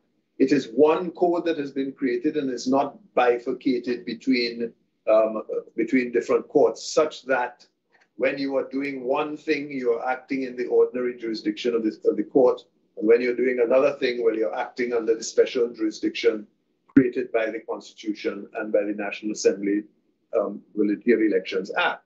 Now, Your Honor. Also, Mr. Mendes, just to help me understand, to be clear. So you say one code, but that code from as far back, let me just see, since the 1961 order it appears, that code, actually no, yes, the 1961-64 order, that is sections 37 and 41 at that time. That code incorporates both the House of Commons and ordinary practice and procedure of the courts insofar, let me just use the word contextually then. Is that what you are saying when you say one code? As of 1964, before the Court of Appeal was created, these regulations which governed whatever elections were being held at that point in time, because I think it was in 1964, but then friend Mr. Nandal, I'm sure will correct me, but it was in 1964 that you had a legislature to which you could be elected. And therefore these regulations came into being. I think it is the 1964 order that provided for elections to an assembly. And then these regulations came into being governing the challenges to the election. But what I'm asking you is, you say it is not bifurcated, but one code.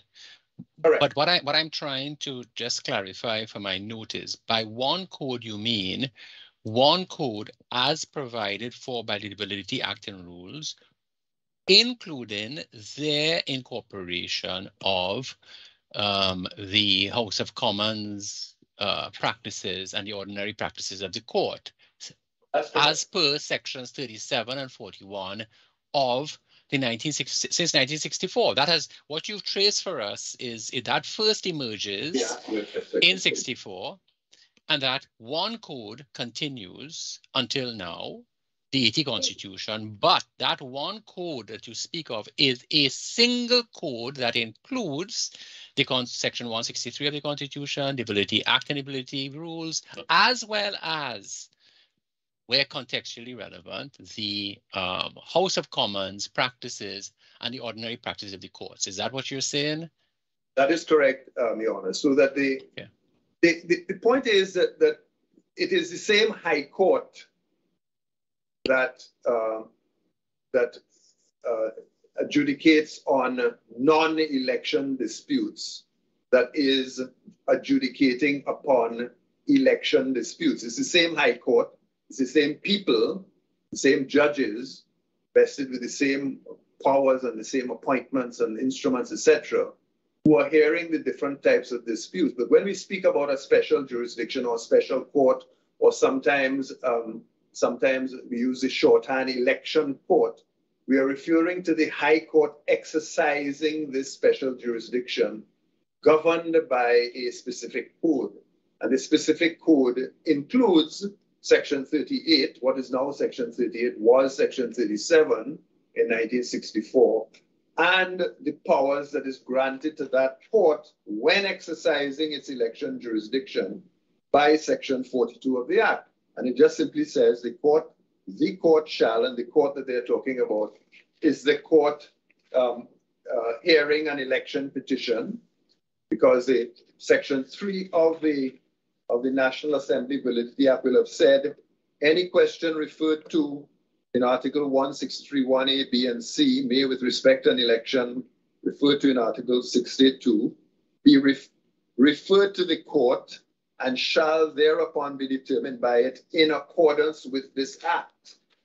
And the court is the High Court.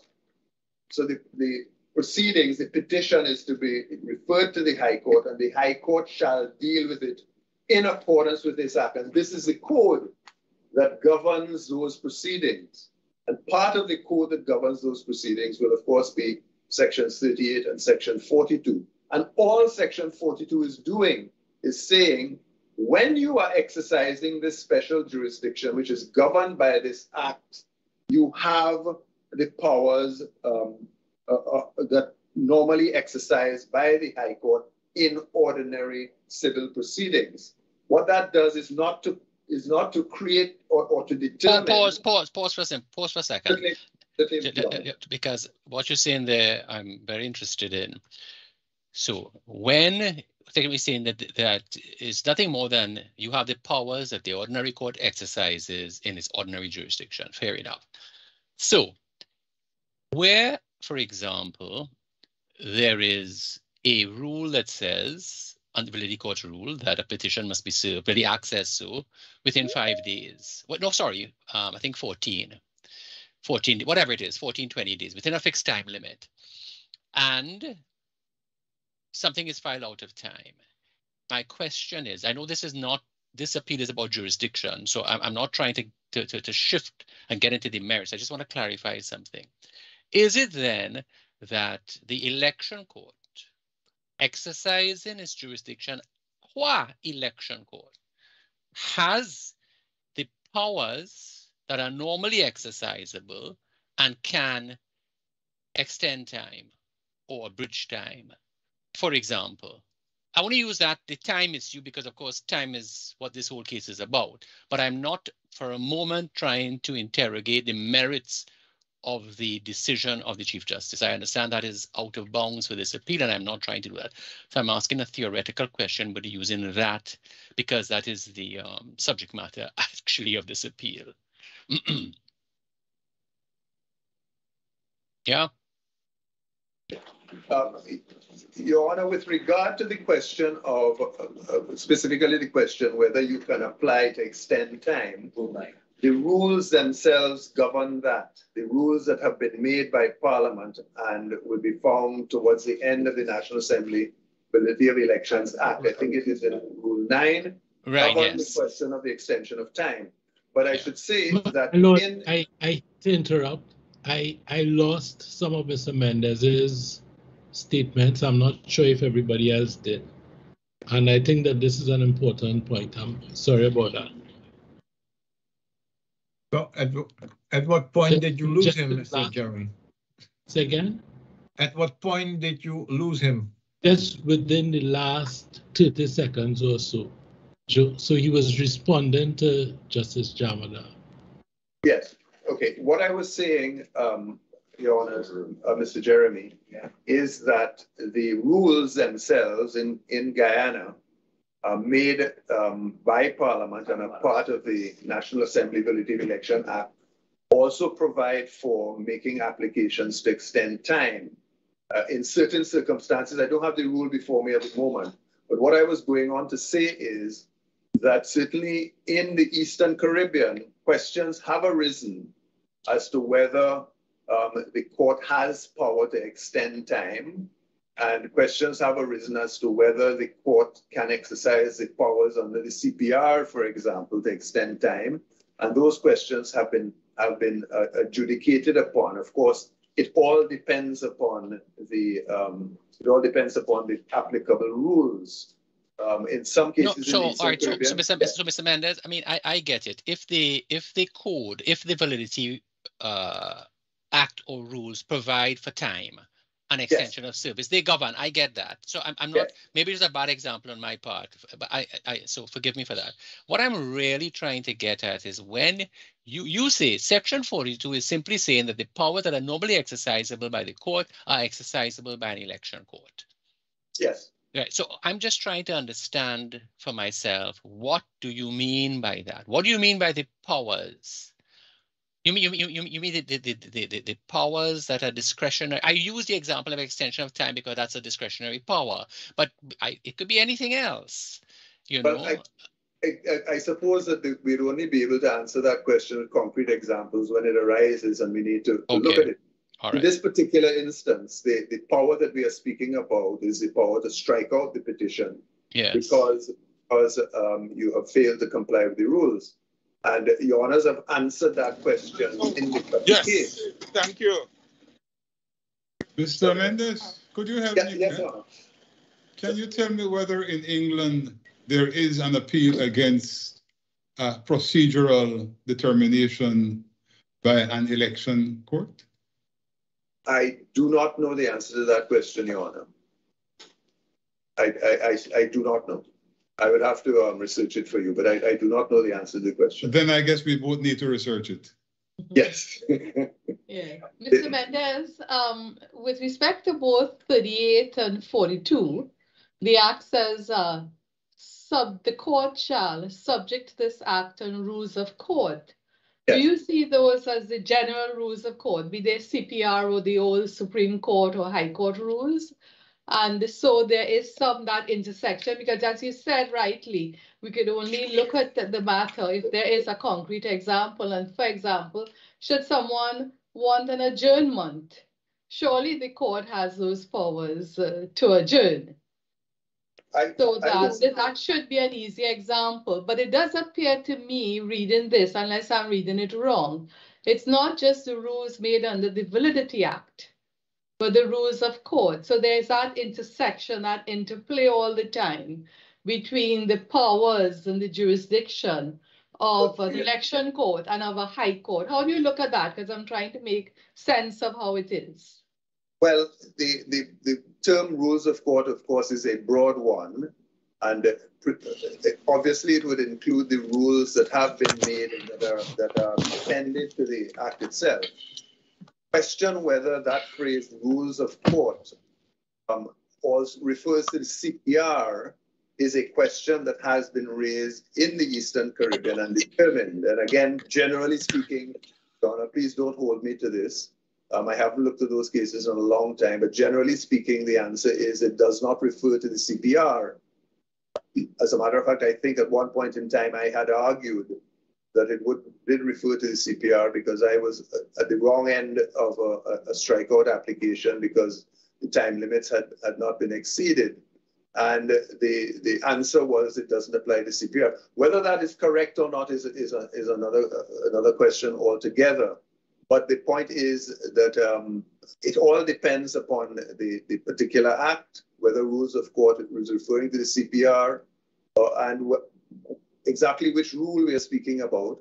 But even assuming, for example, that rules of court there includes the ordinary rules of court, and the court says, well, yes, I have those rules of court available to me, and for one reason or the other, the court is called upon to adjudicate upon that rule, then we would be right where we are now.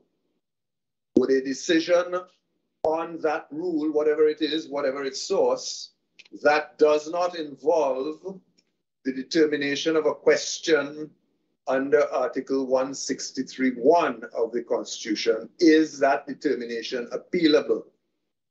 Mr. Benders, I see you're going into the meat of your argument. Before you do that, just one simple question. You may not know the answer, but you had a lot of very interesting history to give us as to the Article 163. Before the creation of the Court of Appeal of Guyana, was there jurisdiction to appeal to whichever court? You said it may have been the federal Supreme Court. And was that also limited the way we are considering in Article 163? No, the Article 163 came into being in 1966 for the first time. As far as my researches, my juniors' researches take us, what is now the Court of Appeal Act, and in particular Section 6, 2 of the Court of Appeal Act, was originally enacted in 1958 in the Federal Supreme Court Appeals Ordinance of 1958, which currently, Young, we can provide you with a copy of that, but the terms of Section 6.2 were, it was then Section 9.2, but the appellate court then was the Federal Supreme Court. And so therefore you could appeal to the Federal Supreme Court against decisions which were final. It's the same terms again. After 58, of course, the regulations, which are now the National Assembly Validity Act, came into being in 1954, at a point in time when, again, you didn't have the Court of Appeal of Guyana, and you didn't have a provision that was similar to what is now Article 63(3), saying what you can appeal to the Court of Appeal. So you just had the jurisdiction of the High Court exercisable in relation to those regulations, and then presumably, I haven't seen anything to the contrary, the Federal Supreme Court Appeals Ordinance would have applied, so that you could appeal against orders that are final. So I imagine that if a question arose then, before 1966, as to whether you can appeal an interlocutory order, then the court would have to determine whether the order was a final order or not, which is the question that the Court of Appeal of Guyana answered by applying the order test in this case. So that question would have arisen then. What my case is that all of that changed, all of that analysis changed once the 1966 Constitution came into being, and you had Article 71 specifying that you could appeal, but only in relation to certain matters. Or I should say, it doesn't use the word only, but it says you can appeal on these matters. and it did not include an appeal on interlocutory matters, even though at that point in time, of course, the framers of the Constitution would have been aware of the existence of the regulations, would have been aware of the time limits imposed, would have been aware that the High Court had the jurisdiction, the ordinary jurisdiction of the civil court under then Section 41 to dismiss the petition if it did not comply with the provisions of the regulations. And this is where I was taking you then, Your Honor, to what this court has said in Cuffy. Because what you said in Cuffy... Mr. Mendes, before you go there, Section 42 of the National Assembly Act, what intrigued me was these words, as if, because it says, okay, the court has the same powers, jurisdiction, and authority with respect to any proceedings brought under and by virtue of this act, as if the proceedings were an ordinary action within the jurisdiction of the court. Yeah. So I read this as saying, well, okay, we borrowed those powers, etc. We place them in this particular code, but they are not there because of the normal jurisdiction. It's only as if they were. That's how I read it. Is that how you read it too? Because the presumption is that the court is not exercising its ordinary jurisdiction. It is exercising a special jurisdiction. Yeah. So it's saying, let's make it clear, although you're exercising a special jurisdiction, because the act starts by saying that you must, the petition must be determined in accordance with the provisions of this act. So it is creating a special jurisdiction, but Section 42 says, well, listen, although this is not an ordinary, you're exercising your ordinary jurisdiction, you have the powers of the High Court as if it were an ordinary jurisdiction. Okay. So just to make clear, any other powers that you might have in relation to the exercise of your ordinary jurisdiction, you can exercise in relation to this special jurisdiction, of course, subject to the Act and subject to the rules of court that have been made. So that confirms, in my respectful submission, the finding which this court made at paragraph 44 of your decision in the Cuffy case, 44 and 45. And if I can just remind you, at paragraph 44, that the court had quoted from the judgment of the Chief Justice, de Imperera, in which he said, just about 6 lines down, it is also separate to the court's original jurisdiction given under Section 16 of the Constitution for the enforcement of the protective rights and freedoms. It is common ground that this special jurisdiction incorporates the court's inherent jurisdiction to protect it from abuse in its exercise of the jurisdiction, so that the case law is replete with decisions striking out election petitions on a number of bases ranging from failure to disclose a cause of action, substantial non-compliance with election laws, and vagueness to abuse of process. So that this court has accepted that the court is not exercising its ordinary civil jurisdiction. And you will see on the following page, in paragraph 45, that Justice Anderson's statements in Skerritt and before referred to. Justice Anderson restated that the exclusive and exclusionary jurisdiction of the High Court to determine the validity of elections by way of election petitions was essentially a parliamentary jurisdiction which had been assigned to the judiciary by the Constitution by legislation.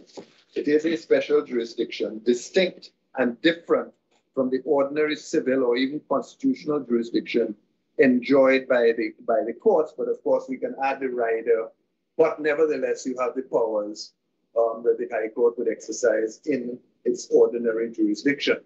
But it doesn't, that provision, Section 42, does not detract from the main premise, which you find in Section 42, that the court, and the court in this particular case, was exercising the special jurisdiction vested in it by Article 163 of the Constitution and controlled, if you will, by the National Assembly Validity of Elections Act made under the Constitution.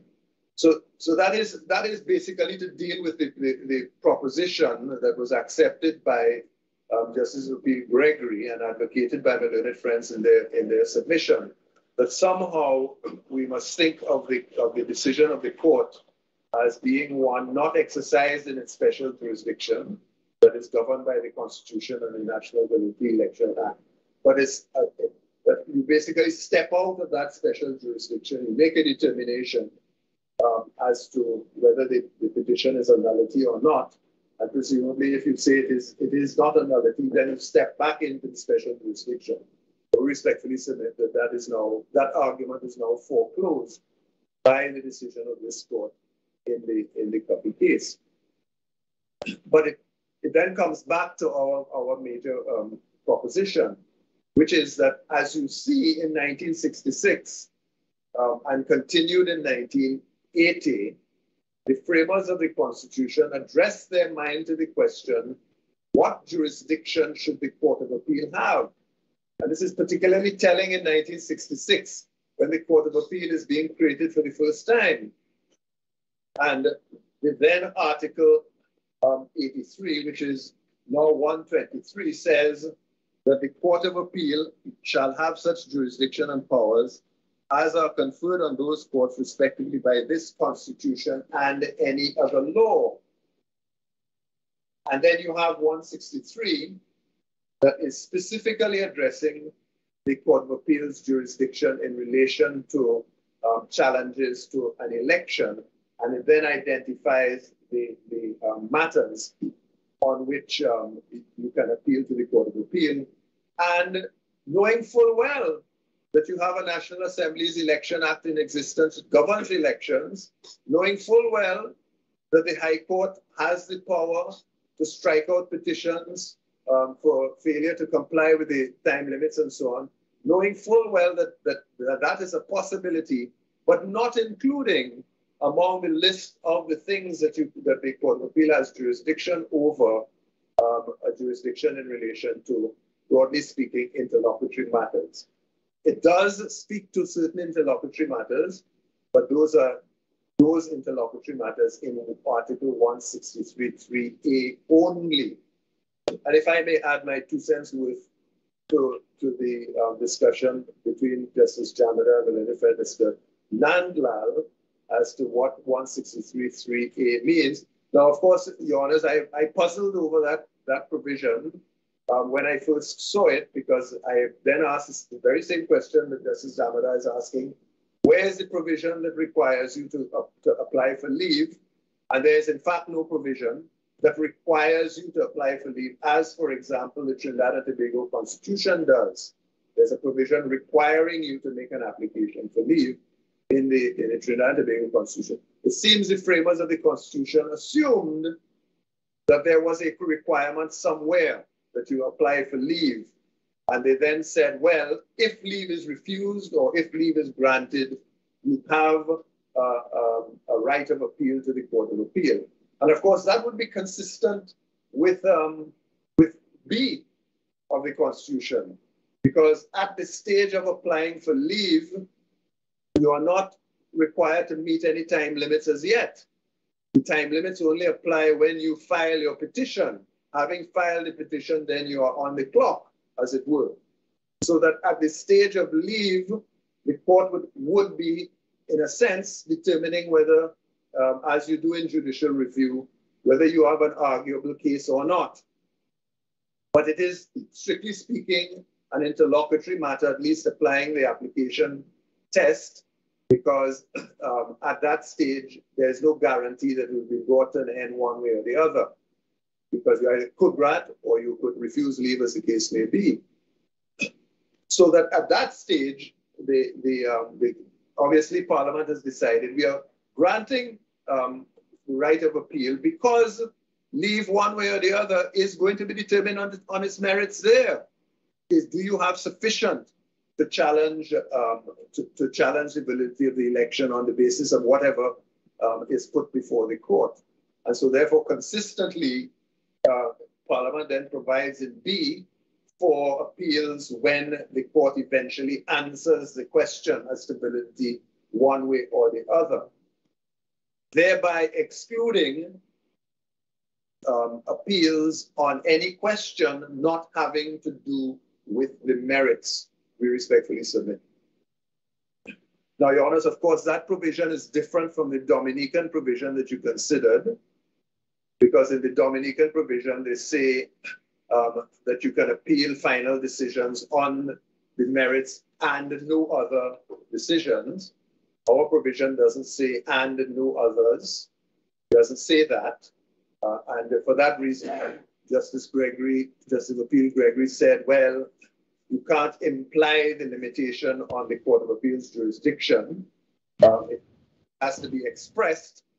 And our respectful response to that is, Court of Appeal does not have any implied jurisdiction. It only has a jurisdiction that is given to it by the Constitution or the law. And we say that the framers of the Constitution, having addressed their minds to what jurisdiction the Court of Appeal should have, defined that jurisdiction in Article 63(3) and did not include interlocutory matters, and therefore the Constitution is to be construed as not permitting appeals on those matters. So, now, Mr. Mendez, I understand what you're saying. So, but I just want to tease something out a little bit with you.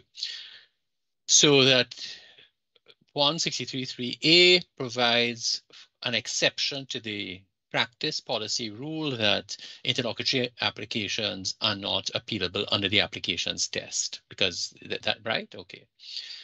Because on an application for leave, either the grant or refusal, you can appeal. That is almost a that's before you even start the process. You haven't even reached service or anything now.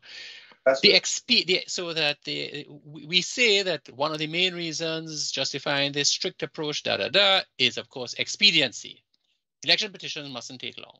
We must get them heard and determined. Hence, this approach to interlocutory decisions. But they've created an exception where on the leave application, you can go all the way to the apex court and then come back down. Do you think it would be desirable for clarity and to achieve the objectives of what we chatted about, the policies we spoke about, that there is some sort of statutory regime that would underpin what is, it appears in practice, a very integral part of the process, and also a part of the process that can admit to an appeal and therefore delay, etc., to the determination of who should govern a country. Well, in this case, govern Guyana. Do you think, I know that that's not the subject matter of this appeal, I understand that, but do you think that there is a value in, I don't want to say like in Trinidad, because I don't know that the Trinidadian position is a model, but I suppose, yeah, let me stop at that, yeah. Do you think there's a value in that? Well, of course, Your Honor, they certainly to make things clear so we don't have to tease out of silence exactly what has to be done. So that certainly Parliament should pass a law under Article 163(4), regulating the application for leave, just simply to make things clear, so that we don't flounder about and waste time determining exactly what is to be done. Certainly, I imagine at some point in time, somebody might just file a petition and not apply for leave, and then the question would arise, are you out of court because you didn't apply, even in the absence of a provision saying that you must apply? So clearly it is desirable that you have that clarity.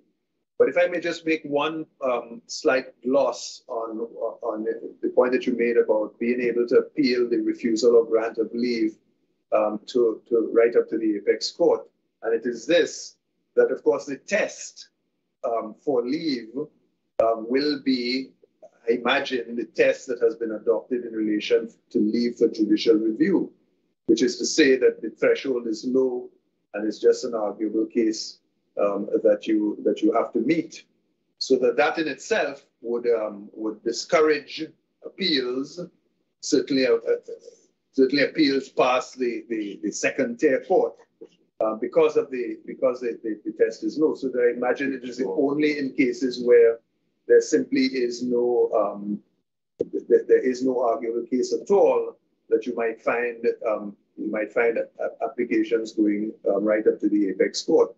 But if I can remind you, Your Honor, that in Trinidad, in the last rounds of election petitions, and Your Honor, Justice Jamada, you were on the Court of Appeal in Trinidad and Tobago at the point in time when there was an appeal against the grant of leave, and I do believe that process was determined in very short period of time, and we went back to the petitions and some very complicated factually petitions that were also determined within a relatively short period of time. So it is possible. Yeah, well, Mr. Mendes, you see that is a bee in my bonnet. Eh? This argument that these things delay, in my opinion, delay is delay that is allowed by a court. Eh?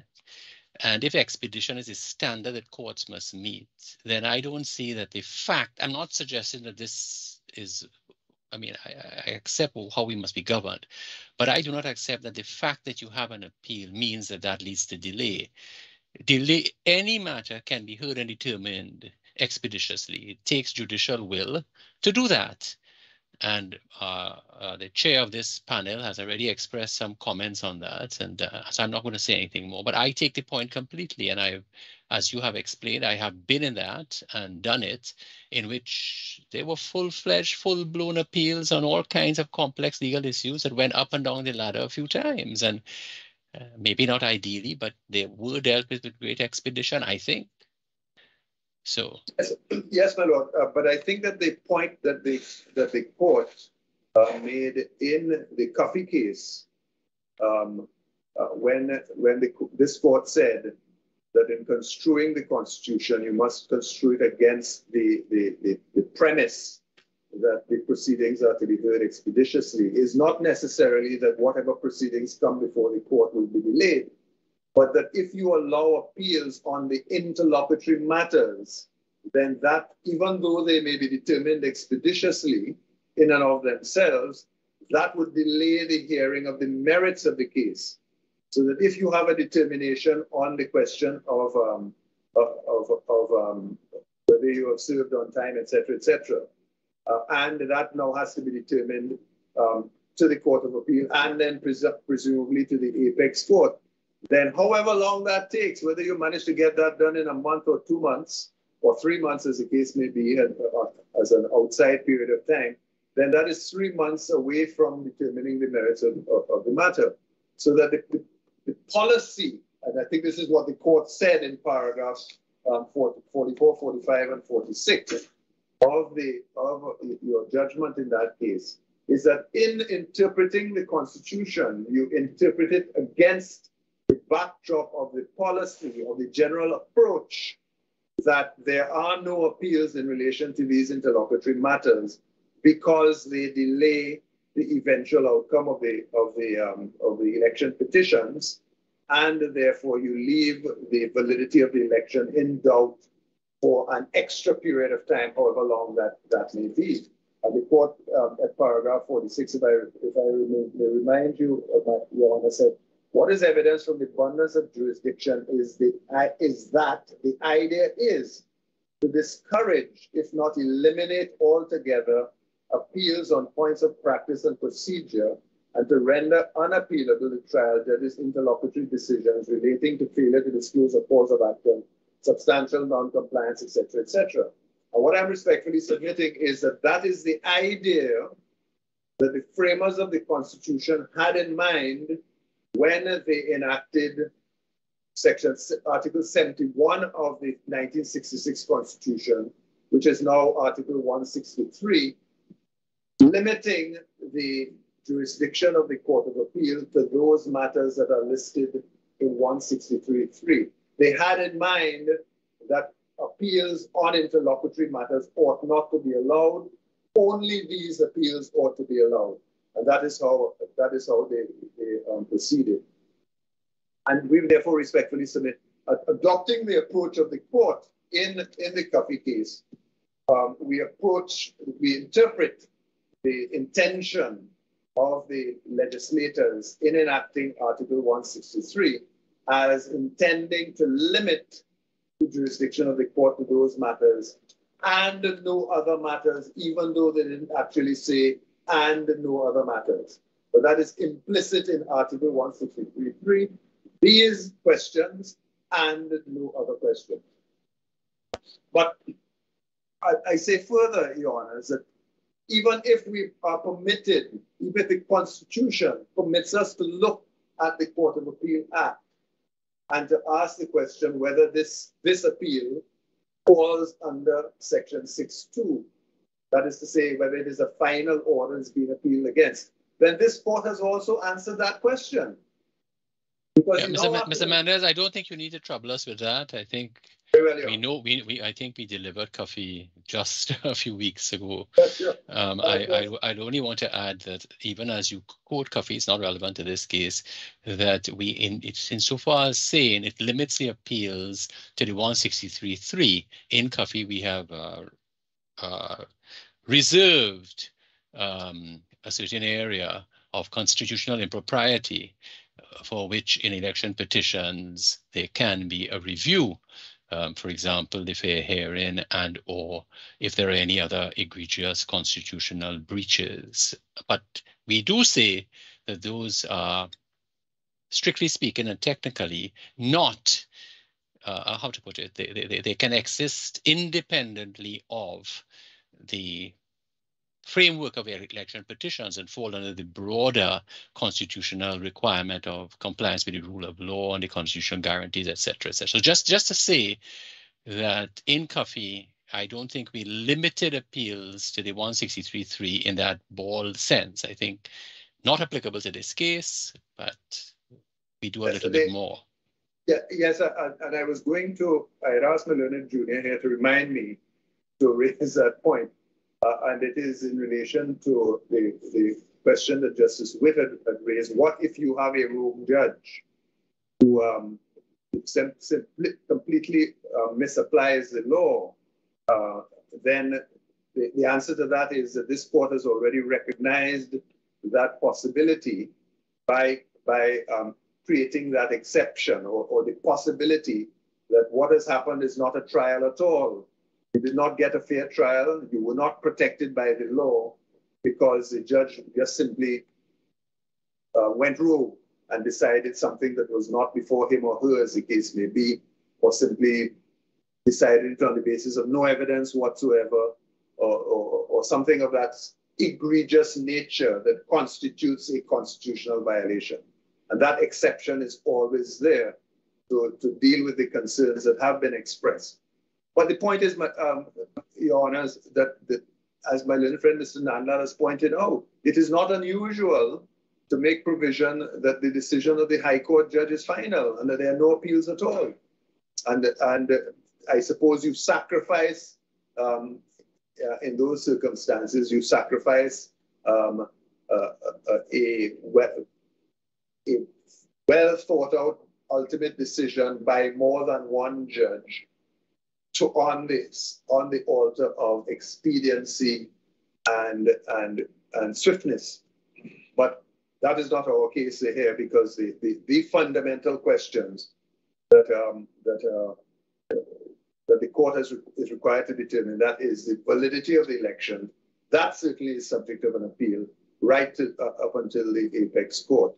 And therefore, the other answer to the concern, Your Honors, is this: that the election petition is not for the election petitions are not for the faint of heart and not for the amateurs.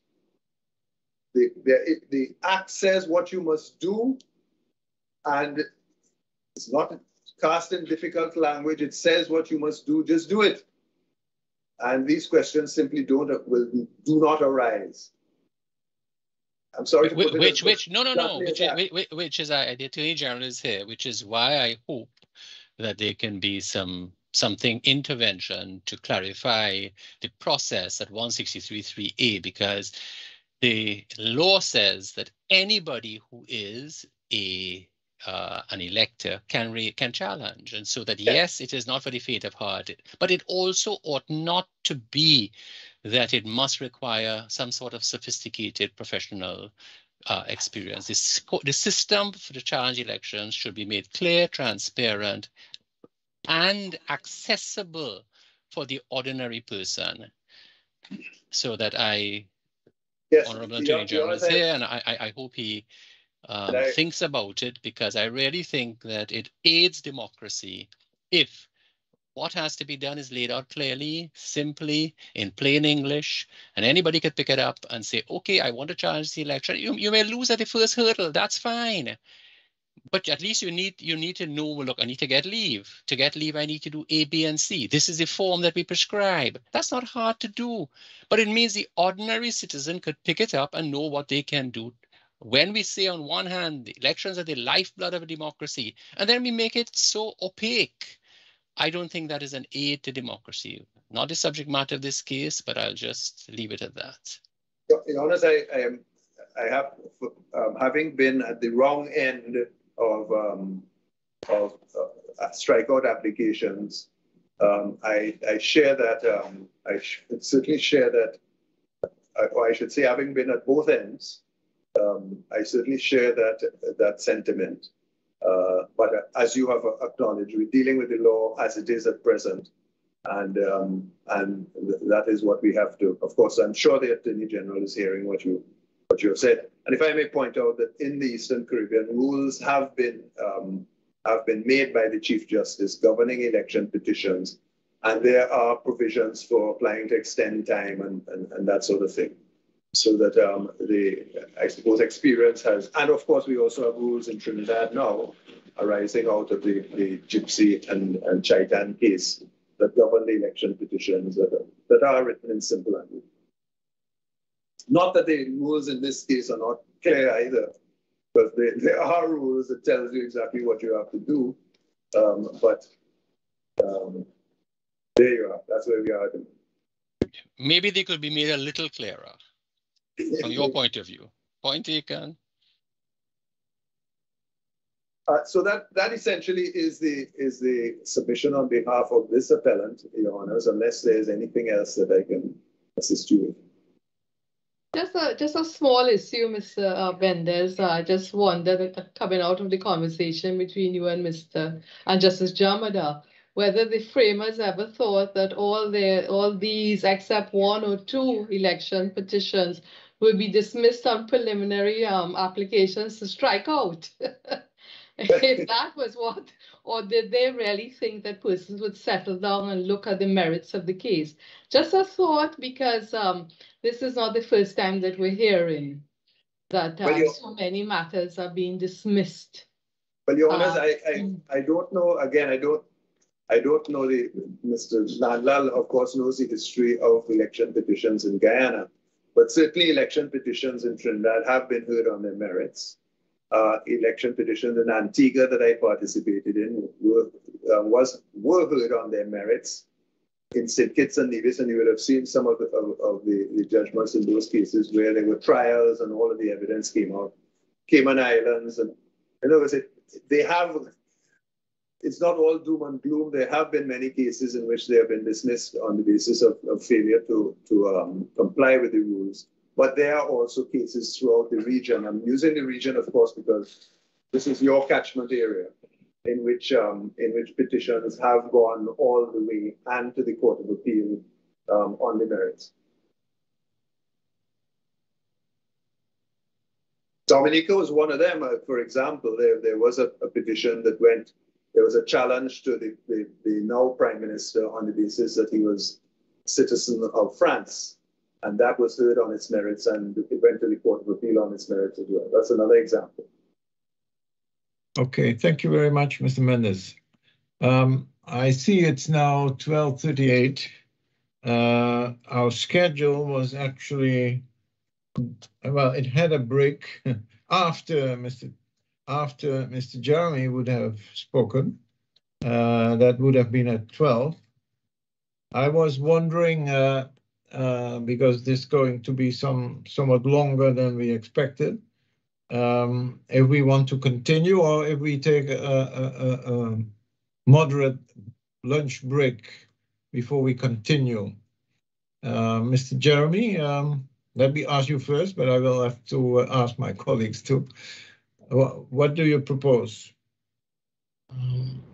My lord, I favor taking a lunch break.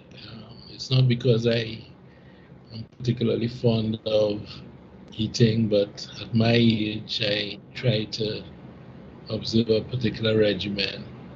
So with the indulgence of the court, I would appreciate a break. Okay, could we take half an hour? Fine with me. That would be fine, colleagues? Yes, okay. So, Chair, yeah, sure. can we come back at, is it then 1:15 would suit you? Yes, 1:15, that seems like a good time. Okay. And then you will have the floor, Mr. Jeremy. Thank you, my lord. Okay, so we adjourn till 1:15. You can stay on the platform. You can close your microphones and video cameras, and we will be back at 1:15. Thank you very much, Your Honor.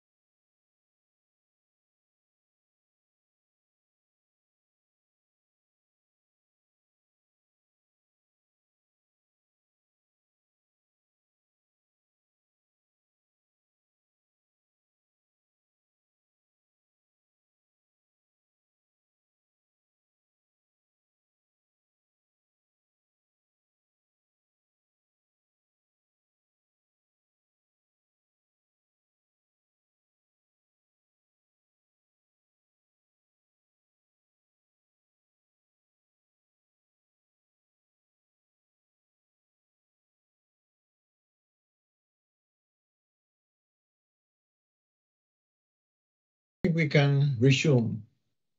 Yes, Justice Witt, we can. Thank you. Okay. I am not seeing Justice Anderson as yet. Judge, are you there? Yes, Madam Deputy Registrar, I'm very much here. Okay, thank you, Judge. Sorry. Thank you. Okay, Mr. Jeremy, I think it's your turn now. Thank you, Mr. President. Mr. President, the appeal which is before the court this afternoon has its genesis in a preliminary objection taken by the appellants to the exercise of the question of jurisdiction of the Court of Appeal to hear and determine an appeal in certain circumstances. Now, I say that at the outset only because of what was said this morning about the need to have these, and this is my word using some of the other decisions, in particular Justice of Appeal, Chief Justice De La Vosie, as he then was, to avoid fragmentation and to promote expedition in election petition matters. So my learned friends took a preliminary objection. They didn't wait until the appeal was heard. They took a preliminary objection that was open to them to the exercise of the jurisdiction of the Court of Appeal to hear and determine the appeal, and that objection was based on the following circumstances. At first instance, you would recall that the Chief Justice had struck out the petition on a procedural ground, so that she had dismissed, and then the Chief Justice had dismissed the petition on the ground that it was a nullity. She held that it could not be maintained for non-compliance with what she determined was a mandatory rule as to service on the second defendant, David Granger. Now, in Guyana, as my learned friends discussed at length this morning, the first port of call in looking at the jurisdiction of the Court of Appeal in determining appeals is Article 163 of the Guyanese Constitution. Now, I won't read the section or the article, but the article begins by the scheme of the article is such that in 163.1, it provides for certain defined instances in which a high court has jurisdiction to overturn the petition. And in 163B, which links into 163.1, the Constitution provides that an appeal shall lie to the Court of Appeal from the determination by the High Court of any such question. So you have those words, any such question, and then it goes on, or against any order of the High Court made in the consequence of such determination. The appellants argue that the Court of Appeal lacks jurisdiction to hear this appeal because the appeal is from a decision that does not determine any of those matters set forth in Article 163.1. That's the first basis, that's the first string to their arrow. The first string to their bow. The second string is that because the striking out by the judge was for a reason outside of the matter set out in 163.1, there is no right of appeal. So what they urge on this court is an interpretation which runs as follows. Because Article 163 does not expressly state that the jurisdiction of the High Court is a final jurisdiction in matters set out to be appealable, that some reason or the other, you link 163.3 to 163.1 and you gather some sort of prohibition against the Court of Appeal assuming jurisdiction in a matter like this.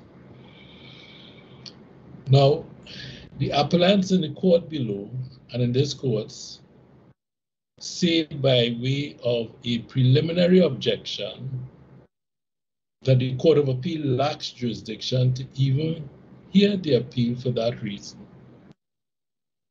They say that there is no implicit jurisdiction, and then they say that there is a policy reason. This runs throughout their submissions. A policy reason for determining these matters quickly, and no one can doubt that. And that policy is given effect to in the structure and terms of Article 163. Now, if I can take the last one first, the policy.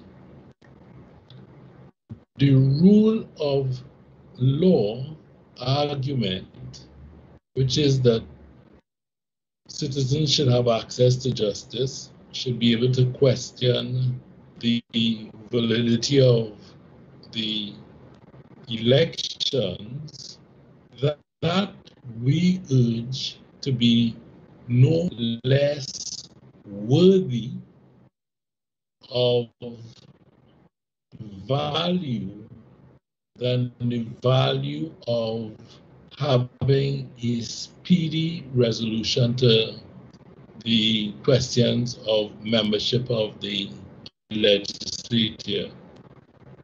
And we say that notwithstanding the fact that there are a number of cases which trumpet the expediency policy.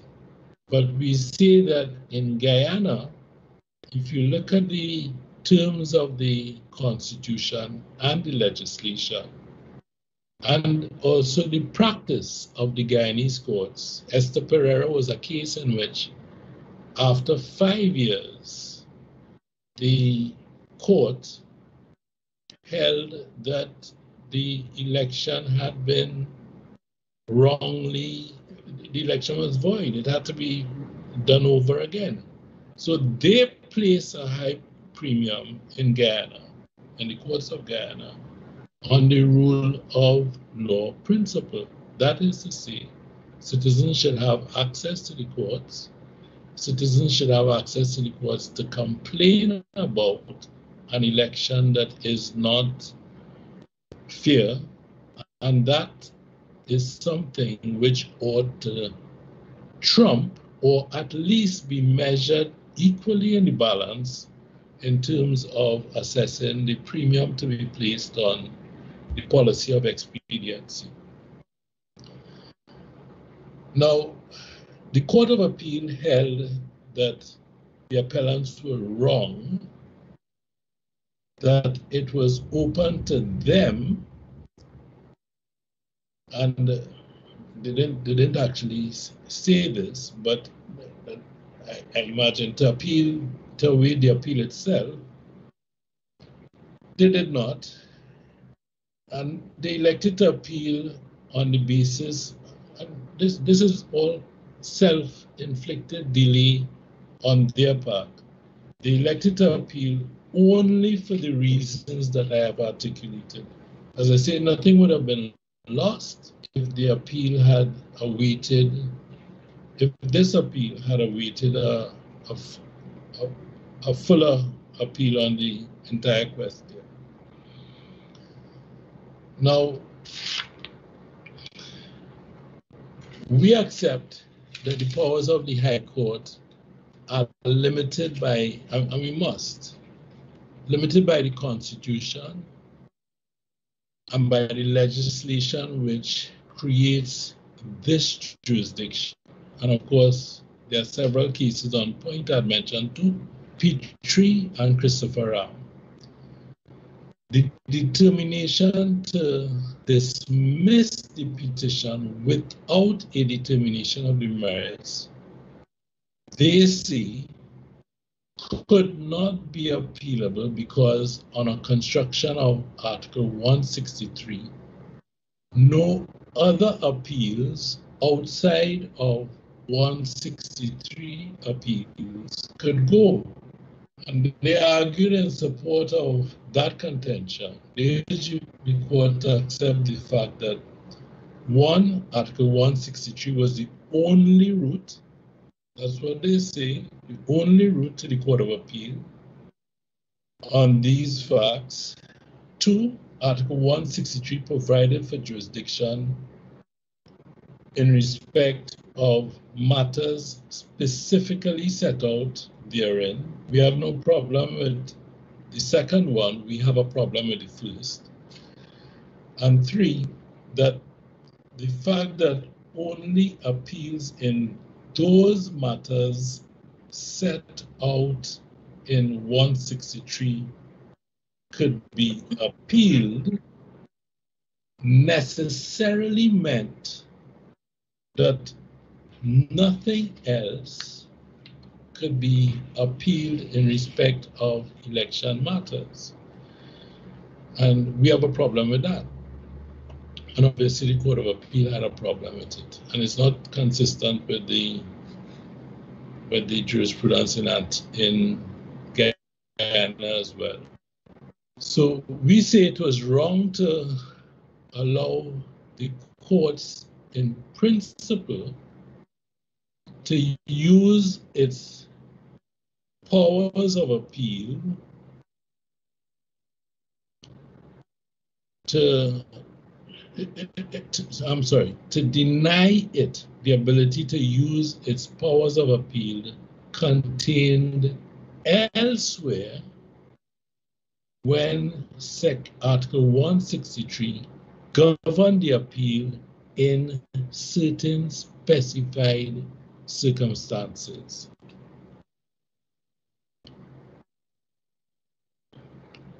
Now, if you read Article 163(3), that is the provision to appeal to the Court of Appeal,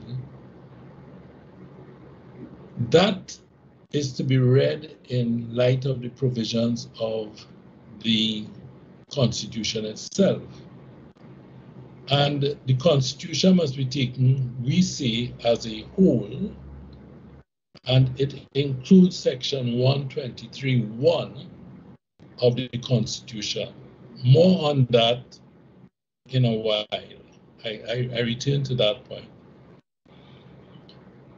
This instant appeal concerns an application made outside of the strict confines of Article 163, in the sense that because the basis of our complaint was a matter which was not explicitly set out in the heads of 163(1), then 163.3 would, they say, not have allowed the appeal. Now, we have a couple of problems with that. First of all, we argued in the court below that 163.3 should be given a wider interpretation that my learned friends sought to advance.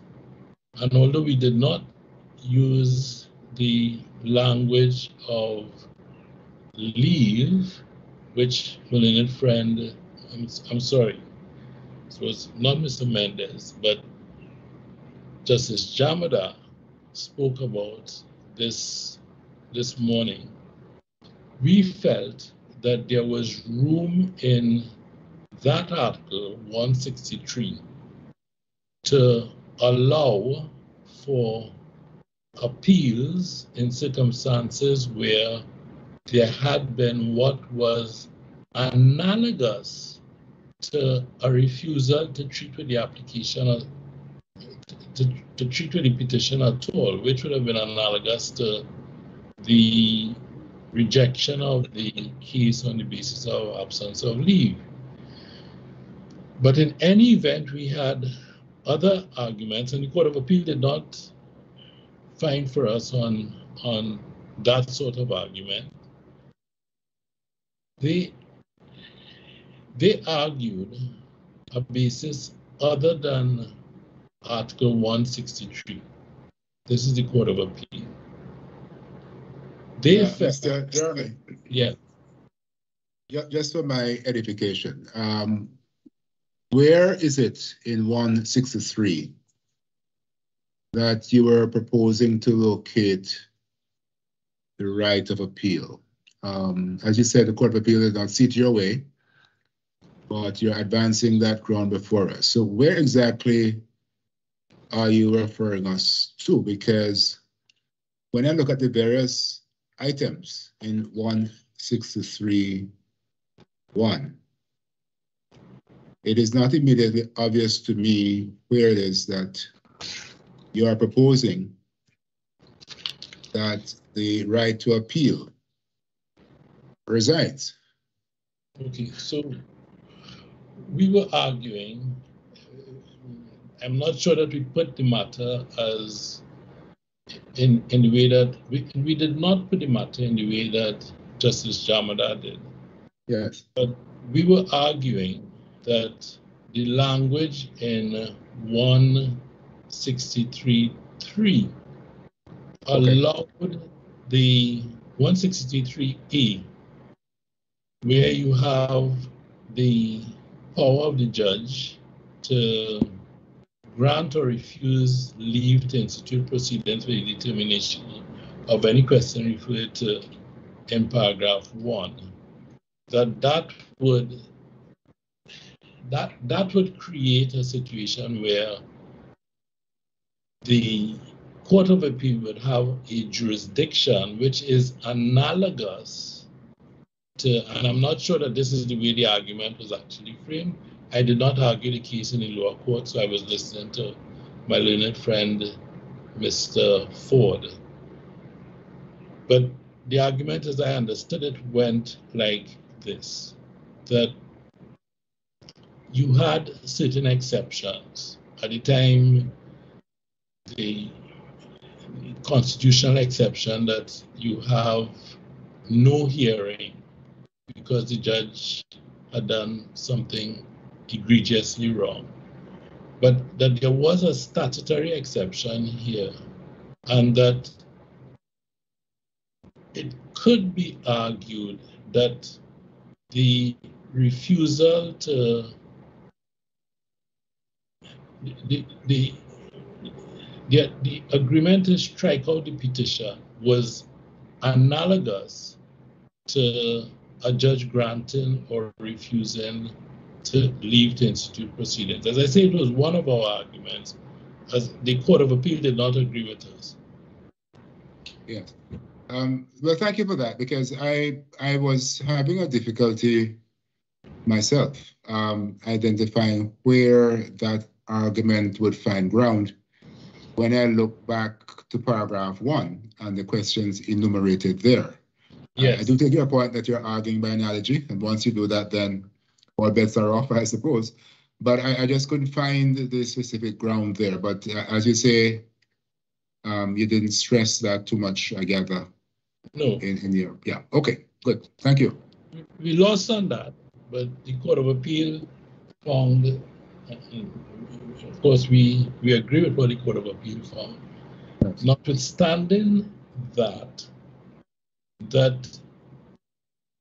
there were a number of other routes available to them which would allow them to have jurisdiction in this matter.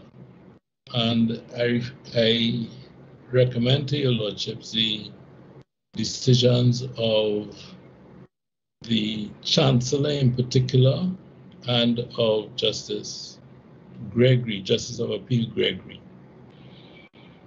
Now, what they did was to look at the question by way of the jurisdiction of the Court of Appeal. First of all, they admitted, as they had to, that the jurisdiction of the court in election matters was a special one. But, my lord, you would know that, I'm sorry, my lord Anderson would know that in the case of Marin versus the Queen, he uttered these words. Just repeating them, I know that time is of the essence. He says there that at paragraph footnote 7, referring to Marin and the Queen, says these express constitutional and legislative provisions are not necessarily exhaustive of the provisions on the jurisdiction of the Court of Appeal. It will be recalled that Section 101 of the Constitution specifically provides that the Court of Appeals shall have such jurisdiction and powers as may be conferred on it by this Constitution or any other law. And it was in that context, I imagine, that the learned Chancellor and Justice of Appeal Gregory embarked on an analysis as to whether or not, and I disassociate myself completely with the language of one of my colleagues this morning in saying that there was a valiant and desperate attempt to find a jurisdiction. I think that, I'm not sure if that was direct. I was hoping that it was directed to us and not the court. But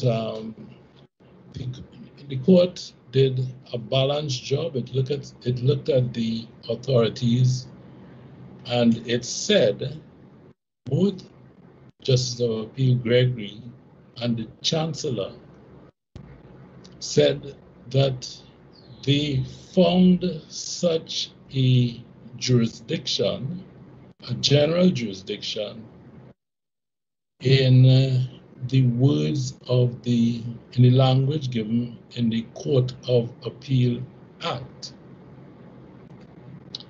Now, of course, the Court of Appeal Act only allows for appeals in certain circumstances, so you have to vault hurdles there. And those hurdles, with respect, were not present in the Coffey case, which this court decided. So you have to interrogate the question, what is a final order? Because the Court of Appeal Act is premised on appeals from final orders. And in Azu versus Arthur, the fact is the case decided that the petition was defective, dismissed the petition on a procedural matter, but it held nonetheless that that decision in an election petition, even where the matter has not proceeded to the hearing of evidence, is one that they would take countenance of. That is to say, it was a final order. Now, there are other cases. There's I won't repeat some of these cases I mentioned. Mr. Jeremy, can I just interrupt you for a second? I just want to follow the last point. This decision is at what level in Guyana? Court of Appeal? That's at the Privy Council, as I understand. But this is a Privy Council, but it is not from Guyana then. This is a PC decision. From Guyana. From Guyana. It's from British Honduras, my brother. British Honduras. I wondered where British Honduras was and what it was. And in that decision... Overtaken by Belize now, Mr. Jeremy. Belize. Yes. Right. And, well, our brother should know, shouldn't he? Exactly. In an election petition, so this was this an appeal that went to the Privy Council in which it was a procedural appeal that went to the Privy Council? Is that what it is? Yes, my lord. But might I just be allowed to complete and come back? Yeah, no, I was just trying to get a context. Okay. Sorry, Mr. Jeremy, before you go further, perhaps it would help, especially in the context of the disquisition presented by Mr. Mendes this morning very helpfully, that at the stage when Arzu and Arthurs was argued, appeals went from the High Court, which was called the Supreme Court, to the Privy Council. We did not have a court of appeal. Yes, I listened with great interest to Mr. Mendes' description of the history. I did. Might I just, I wouldn't be long. I promise, Justice Jamada. I know that you always have... No, you go ahead. I won't forget what's in my mind, so don't worry. You go ahead. So, the Court of Appeal noted in... just a second. There's another case, A.G. and Peters, which had a different result. But in that case, the Court of Appeal noted that the use of the expression final under Article 103, subsection 3, does not, well, is what they said, I don't want to put words into their mouth, is not expressed in terms which exclude appeals other than those which determine questions in Article 103.1. Is it 103.1? I'm not reading my age, my eyesight is poorly. So the question which the Court of Appeal had to deal with after they found, as I say, they found against us on the 163 argument. They then turned their attention. The Chancellor said, "That's not the end of the matter. I want to see if there is any other jurisdiction which I have, or which I might have." And it was in that context that she turned her attention to the Court of Appeal Act.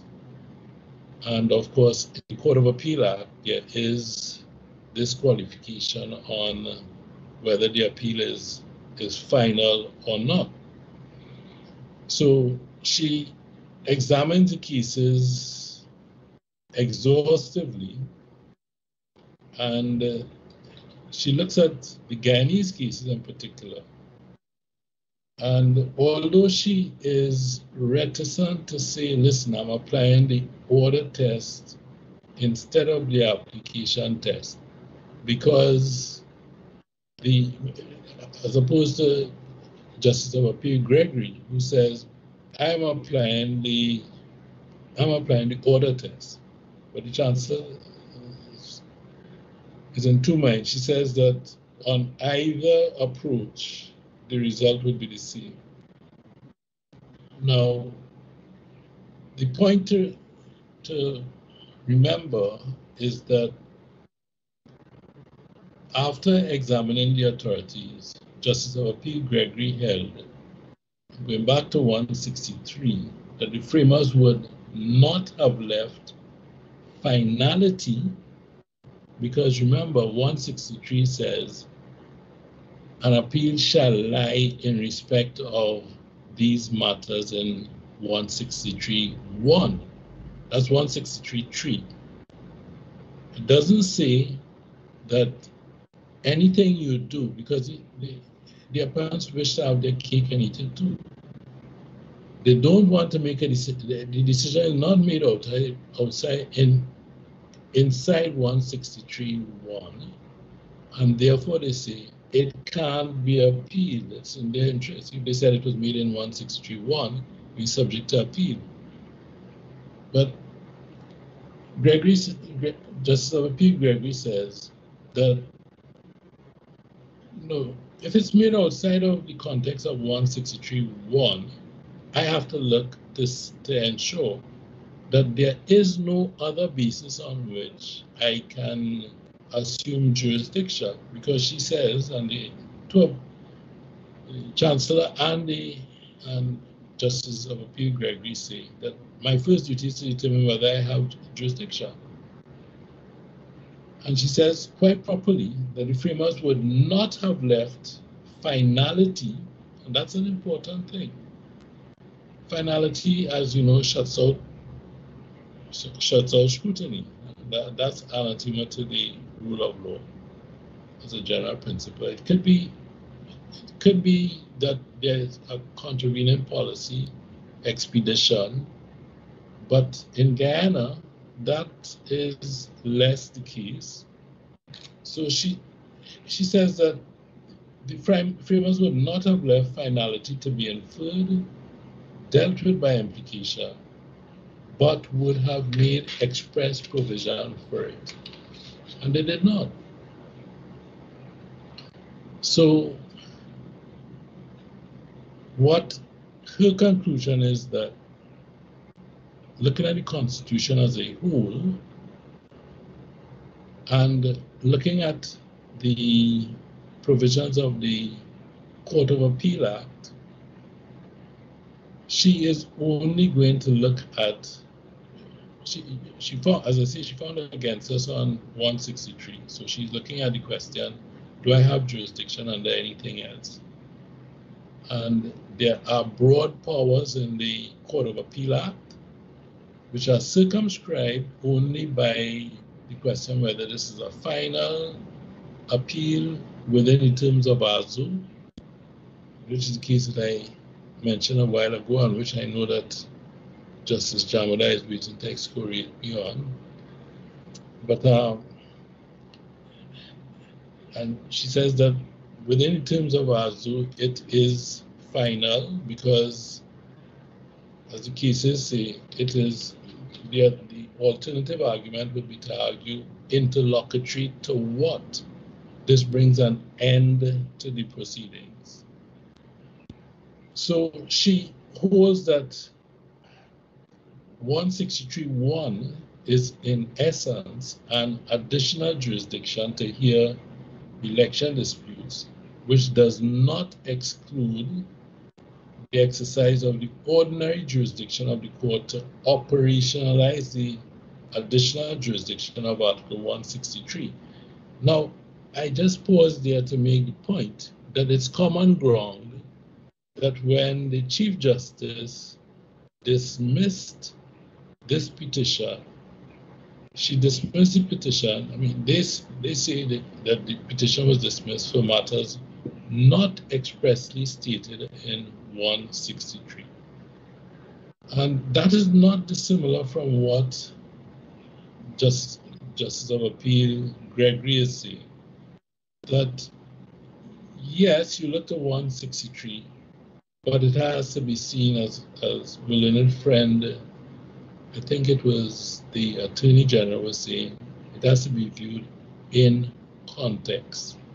And the context is that there is a provision in the Constitution, 123, that there is a provision in the Court of Appeals Act, Section 6, subsection 2, and that there is the conjoint effect of those and other provisions is to deem that the High Court has certain powers and rights to deal with matters on their list. And the judge said, the Justice of Appeal said that this judge, at first instance, the Court of Appeal judge, was exercising a power not in Section 1, Article 163, but a power which she had, an inherent power which she had to clear items from her list. Now, you can't have your cake and eat it too. You can't say that that is what she was exercising, and that, because that is the thrust of their argument is that, well, she didn't exercise the power in 163. Yes, but she didn't exercise the power in 163. She exercised the power outside of 163. Does that mean that she's protected by the scheme of 163? And the Court of Appeal says no. So, my lords,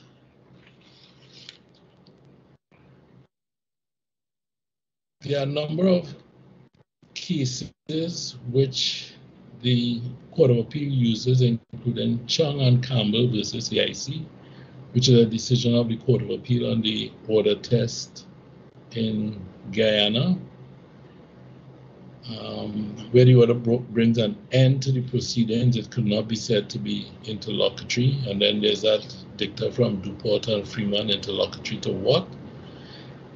And those cases were properly applied in our respectful contention by the learned Chancellor and the learned Justice of Appeal. And for those reasons, we ask that this preliminary objection to them entertaining this matter be dismissed. Thank you, my lord.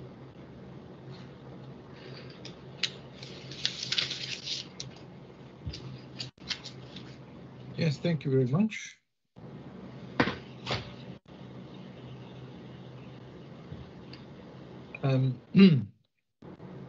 As we have no further questions, I think I should go back to the Attorney General for a reply. Thank you very much, Your Honors. Questions were asked, Your Honors, in relation to Section 42 of the National Assembly Validity of Elections Act. And I made reference to my Court of Appeal submissions and specifically to the dicta of Chief Justice Chang, as that issue was raised in the matter, the extent of that Section 42 jurisdiction. And if I may share that briefly with the court, this is what Justice Chang said. After quoting Mr. Ford, he says, Mr. Ford, on behalf of the first named respondent, has referred the court to Section 42 of the National Assembly Validity of Elections Act, which provides, and then he quotes it.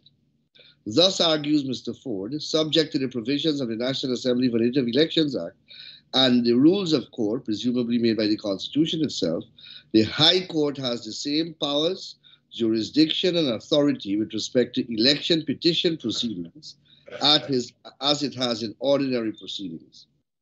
But no act of Parliament can enlarge a jurisdiction and powers conferred on the High Court by the Constitution unless the Constitution itself contains what has been called a disentrenching provision. Article 164D empowers Parliament to make provisions respecting the practice and procedure of the High Court, but only in respect of the exercise of the exclusive jurisdiction and powers conferred upon it by Article 163(1). Thus, it does appear to the Court that Section 42 of the National Assembly Validity of Elections Act must be strictly construed as conferring on the High Court the same powers, jurisdiction, and authority with respect to procedural matters and matters of practice as are possessed by the High Court in an ordinary civil action, but only in respect of the exercise of its exclusive jurisdiction conferred by Article 163(1). Section 42 of the National Assembly Validity of Elections Act must be construed in the context of Article 163(1), since Article 163(4)(d) enables Parliament to make provisions in respect of practice and procedure of the High Court, but only in relation to the jurisdiction and powers conferred upon it by this article. The practice and procedure in respect of which Parliament is enabled must therefore relate only to the exclusive jurisdiction of the High Court to determine the question mentioned in Article 163(1). Section 42 of the National Assembly Validity of Elections Act therefore does not support the first name contention, since it does not open itself to the wide construction which appears on its face. It is contextually limited in its application. So, Your Honor, I believe my learned Senior Mendez has put forward the same argument. So it is within that context. Honorable Attorney General. Yes, Your Honor. I'm sorry to cut you in mid-stride, but you will be making that piece of information available to us that you just read out? It is on the record, Your Honor. Can you remind us where? It is on the record. My submissions that are before the court in this matter refers to the submission in the court below in the footnotes. And they're all part of the record. Okay, so this we'll find it. Thank you, sir. Thank you. This extract, Your Honor, is taken from Ganga Prasad against the Chief Elections Officer, a 2015 petition. So what is clear here, Your Honor, is that the judge sitting in an elections court or hearing an elections petition and in exercising that special jurisdiction also is exercising the powers that a judge would have to protect the court against abuse, to subpoena witnesses, to summon witnesses, to adjourn from time to time, to exercise powers of contempt, etc. That is what Section 42 speaks to, Your Honor, nothing else.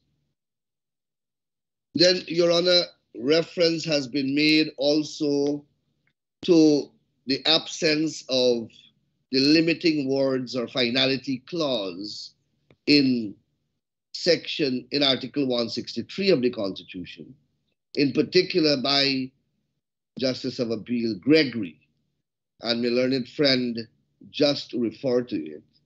And it is from that the Honorable Judge, Justice of Appeal, eked out a jurisdiction by way of implication. I have made copious references to authorities that say, traditional authorities that speak to the creation of a right of appeal by statute. But there's a very useful passage which appears in my submission at page 14, that's 2027 of the record, and it's an extract from a Court of Appeal decision of England, and it says this: there can certainly be no implication of a right of appeal. I'll repeat respectfully for emphasis. There can certainly be no implication of a right of appeal. Questions as to which methods for determining rights are the most desirable raised issues of policy which are for Parliament to decide. But courts cannot invent a right of appeal where none is given. The courts will not usurp an appellate jurisdiction function where none is created.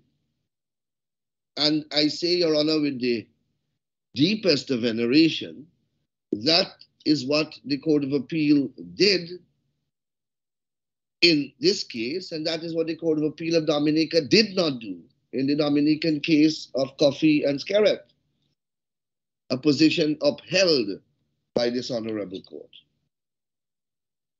Your Honor, the other issue that I would like to briefly touch on is Article 163, 163, 1 minute, Your Honor. 163, 3A. And to, perhaps I did it, and for the risk, with the risk of being repetitive, I just want to point out that here again, 163, 3A, here again, an appeal, a right of appeal is created against the scheme of the Court of Appeal Act. Because here, an appeal is being conferred upon what presumably is an ex parte order. And that generally, Your Honor, is prohibited in the Court of Appeal Act. I draw that to the attention of this court to emphasize the differential in the regime. Such an order as granted by this court, such an order made under this article ordinarily would not have been appealable. The point I am making is that there is two different regimes that exist. But to go directly to the issues that was raised by Justice of Appeal Jamadar, I found the case to which I made reference, and it is Melville, 2006 elections petition, Walter Melville. Again, the judgment of Chief Justice Chang. And Your Honor, one of the ground upon which that election petition, one of the grounds upon which that election petition was challenged was that the leave to present the petition was obtained on an ex parte application and therefore in breach of the rules of natural justice and in contravention of Article 163(3) of the Constitution. And I read from the judgment quickly. The second named respondent has admitted that the petitioner did obtain the leave of the court on the 16th of November 2006 to file the petition. So as I said in my previous presentation, this practice of obtaining leave has always been there. This is evident here in the 2006 matter. I did it in Ganga Prasad 2015, and respectfully, the petitioners in this matter did it. I will try to get the order and present it to the court. But I continue. While neither Article 163(1) nor Article 163(2), either expressly or by implication, prescribes that leave of a High Court judge must be obtained before proceeding for the determination of any question referred to in Article 163(1) are instituted, Article 163 clearly contemplates that such leave must be first obtained before such proceedings are instituted. So, Your Honors, Your Honor Jamadar is absolutely correct. That is the interpretation that has been placed on it. The question for determination in this petition clearly falls within 163(1). Honorable Attorney General, yes.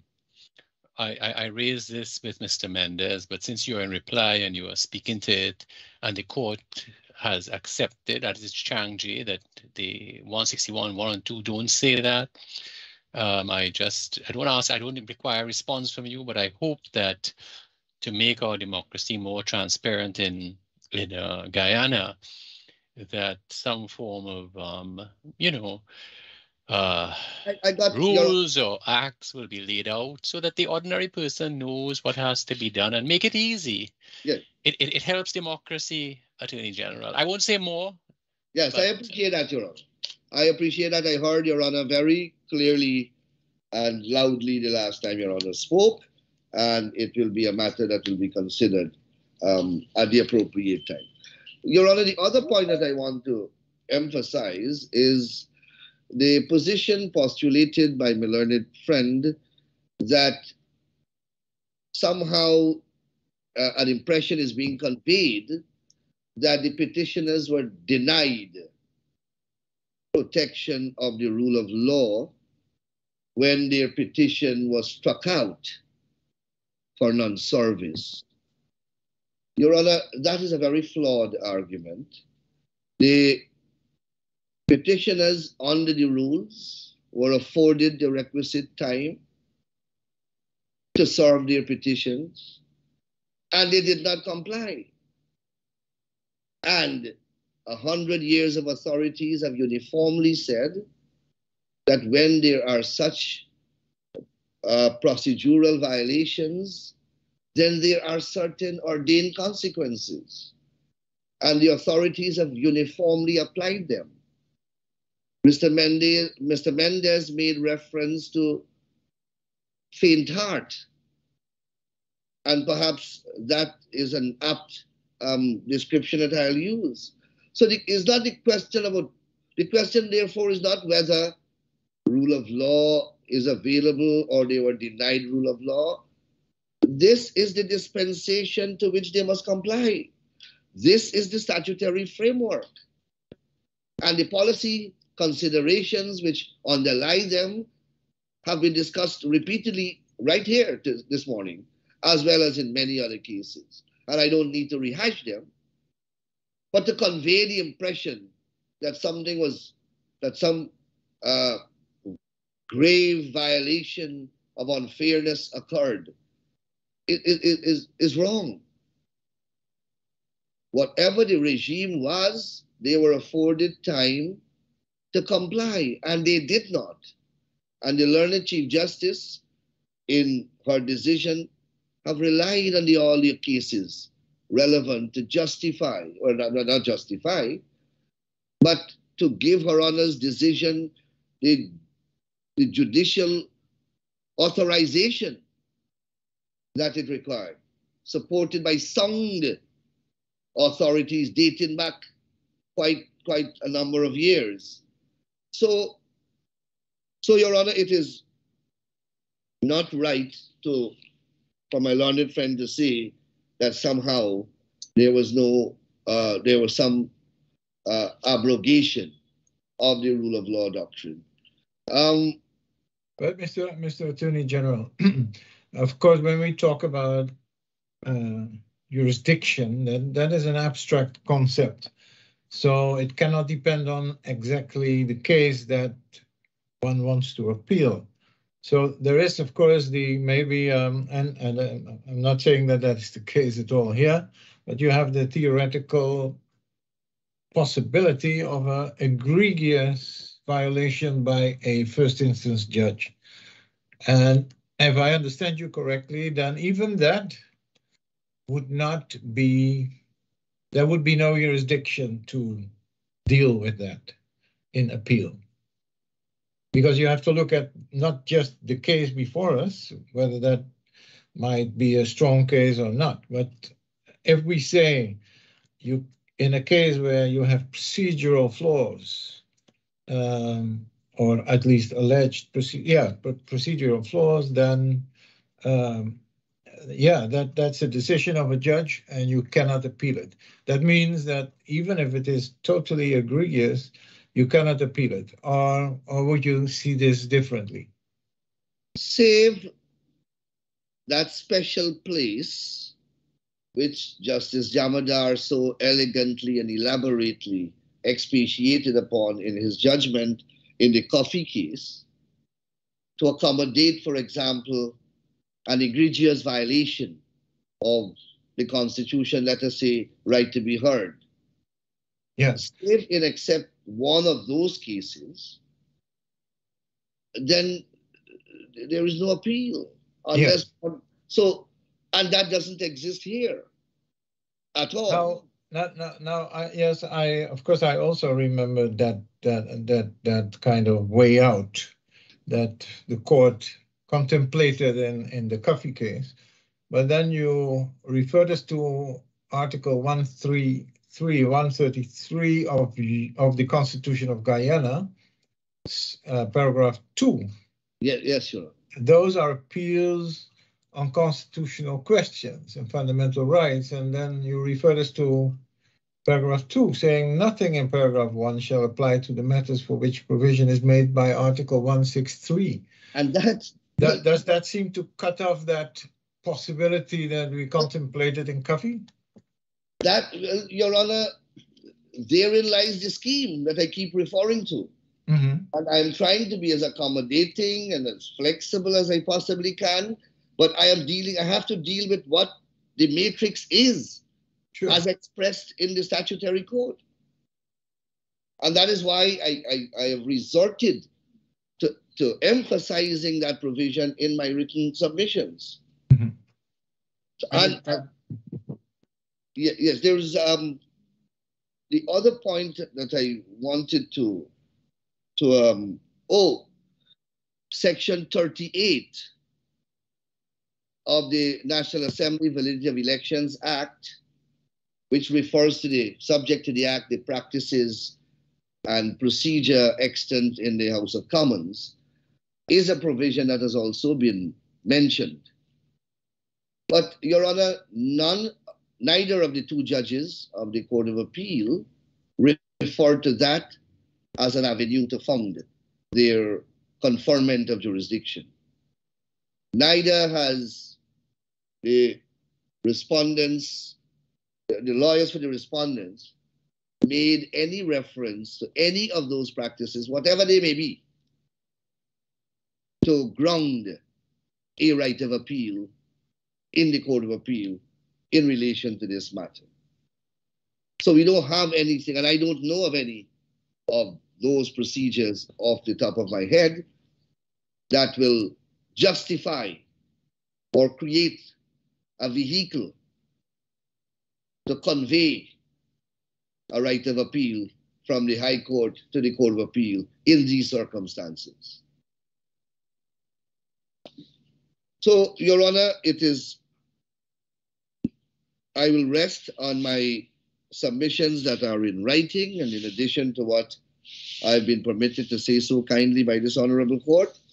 And, Your Honor, I will incorporate into my submissions the submissions that are before the court from me, both at the Court of Appeal, and there are two sets, my original submissions and my submissions in reply.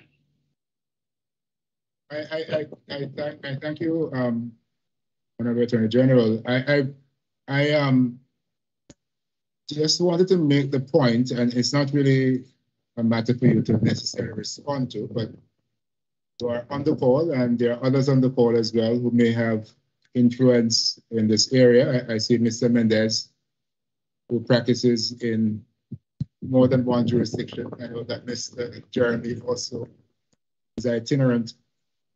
It seems to me that we do have some areas in our electoral practices that we benefit from searching review. You have undertaken as well in Guyana to do what you can to look at some of these areas.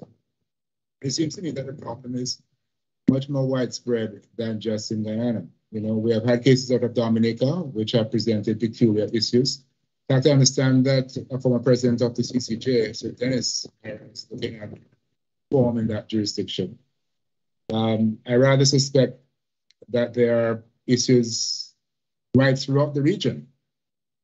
And the question arises as to whether there, and I'm speaking out aloud here, I'm not asking for a response, there could not be some kind of regional examination or arrangements, because as they stand now, they really can be productive of quite strange results. As we have noted, the court has sort of carved out a possibility for an exception in extreme kinds of cases. But that has to do battle as well with the express wording in the Constitution.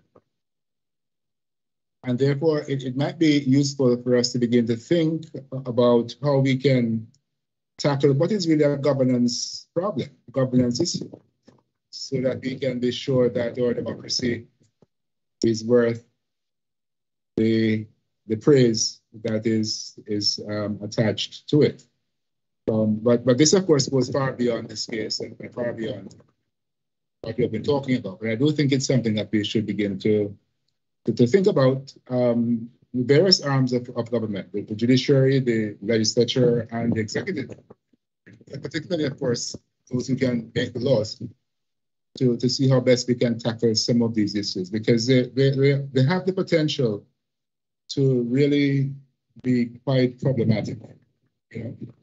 And we don't want to get to the stage where there is an extreme case, and then question is, well, what do we do? Your Honor's, Thank you, Chair. Your Honor's sentiments are noted, and perhaps the Legal Affairs Committee of CARICOM, which is a body of the Attorneys General, we act upon the directions of the heads. So perhaps, well, that movement can begin with a political direction from the heads, and then come to the Legal Affairs Committee, and we have a common code that doesn't detract. I would not support one that detracts from the gravamen of the current jurisprudence, but one that fills the gaps, as Your Honors would have pointed out. That type of dispensation certainly is worth exploring, Your Honor. Mr. Attorney General, I just, coming back to the case, I just had one question. You said normally there is no appeal against granting or refusing leave to start some procedure. Did I understand you correctly? No, the appeal is created, a right of appeal is conferred by 163. Yeah. But you were saying normally this outside 163. No, it's not normally appealed. Leave is granted. Of course, a case has to be made out for leave to be granted. And that is explained in, I have another case that dealt with the issue, a Court of Appeal decision from Guyana, Stanley Singh against Esther Pereira. We have a Court of Appeal ruling where some component of that particular application went to the Court of Appeal, and we have a written judgment. But normally, of the petitions in which I have been involved, other than Esther Pereira, none of them went to the Court of Appeal. The leave was granted, and the application was made ex parte. In fact, the issue that Chief Justice Chang had to deal with, which he dealt with, was whether the application, which was made ex parte in Melville case, was wrong. And Chief Justice Chang, borrowing from de la Bastide in Gypsy and Chaitan, ruled that ex parte application was proper and appropriate because there was no express stipulation to make it inter partes. I think that was the ratio decidendi. I was asking it because I could imagine that, let's say, you don't want to have too many appeals, even in leave decisions, because our procedures are dragging on already too much, so to save time. But then if that is the reason, and then it's kind of remarkable that in 163.3a, it was contemplated that whether there's a refusal or a granting of leave to start this petition, you can appeal that, and you can appeal it up to the CCJ. So that seems to be somewhat in contradistinction to the idea that the system is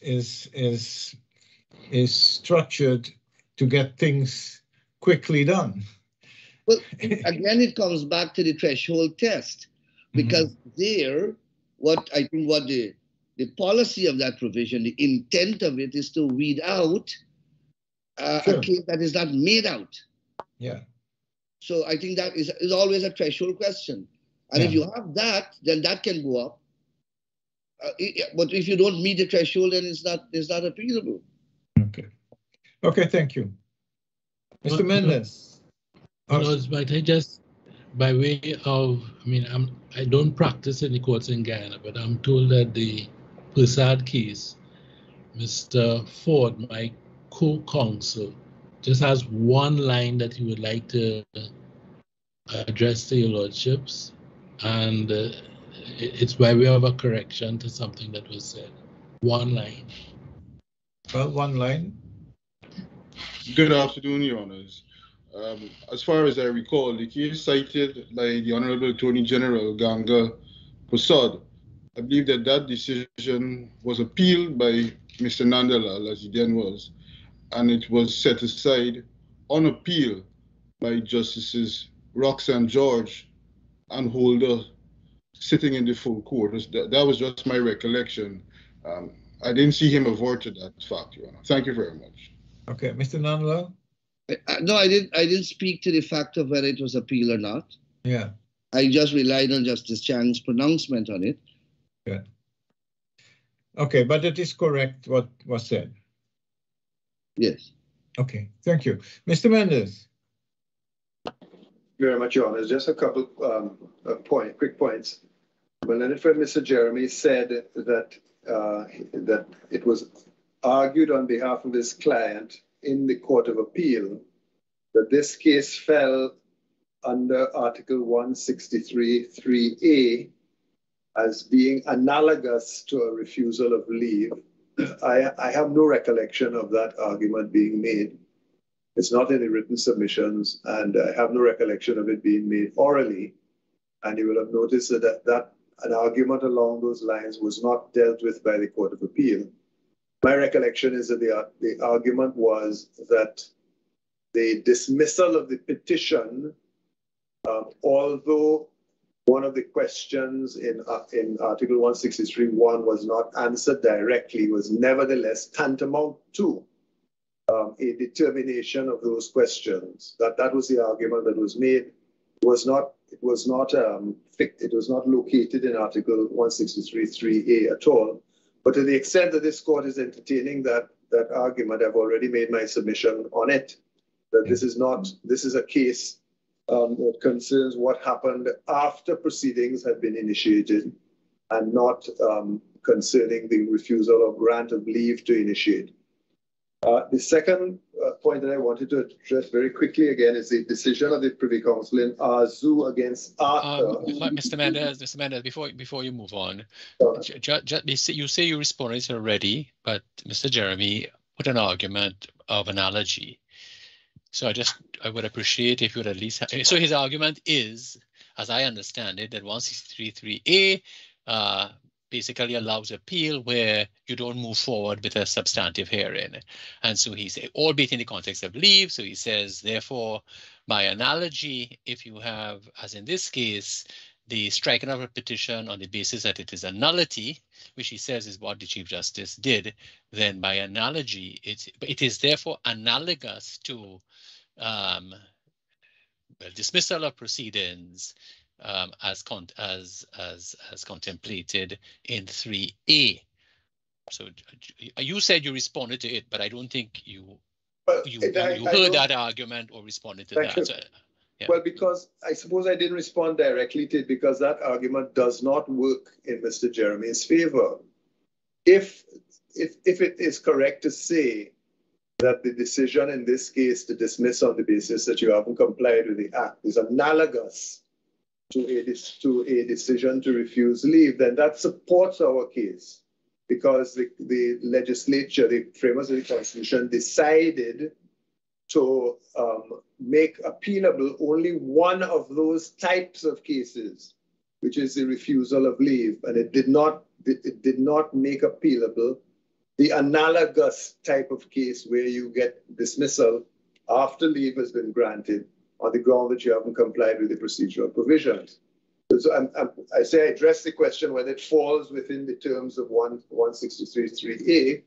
I won't repeat what I said, but the argument that it is analogous does not work for Mr. Jeremy. It works against him, because it then reveals the intention that we have pointed out, that the framers of the Constitution have identified one type of decision of that category and no other. It has left out the analogous ones, and therefore it is implicit, therefore, that no appeal on those analogous types of decision was intended under Article 63.3.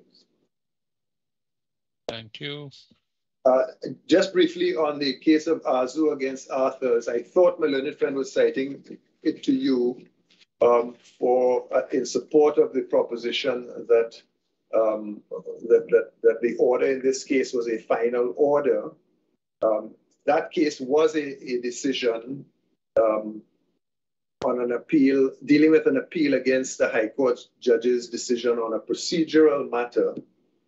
But the Privy Council was dealing with a situation, with a provision that says the decisions of the High Court are final. And the argument that was being made there was that the finality clause applied only where you made a decision on its merits and not when you made a decision on a procedural matter. And the Privy Council said that when the High Court was exercising its electoral jurisdiction, it had the inherent power to dismiss cases, and that fell within the decisions that was covered by the finality clause. As a matter of fact, you will see at page 5050 of the electronic record, at letter G, the Privy Council says, the fact that no evidence has been heard does not affect the general principle. The court in the present case did not refuse jurisdiction. It decided in its particular jurisdiction that the petitions were defective. As a result, the petitions were dismissed. A dismissal based on a procedural matter is nonetheless a decision in an election petition, even where the matter has not proceeded to the hearing of evidence.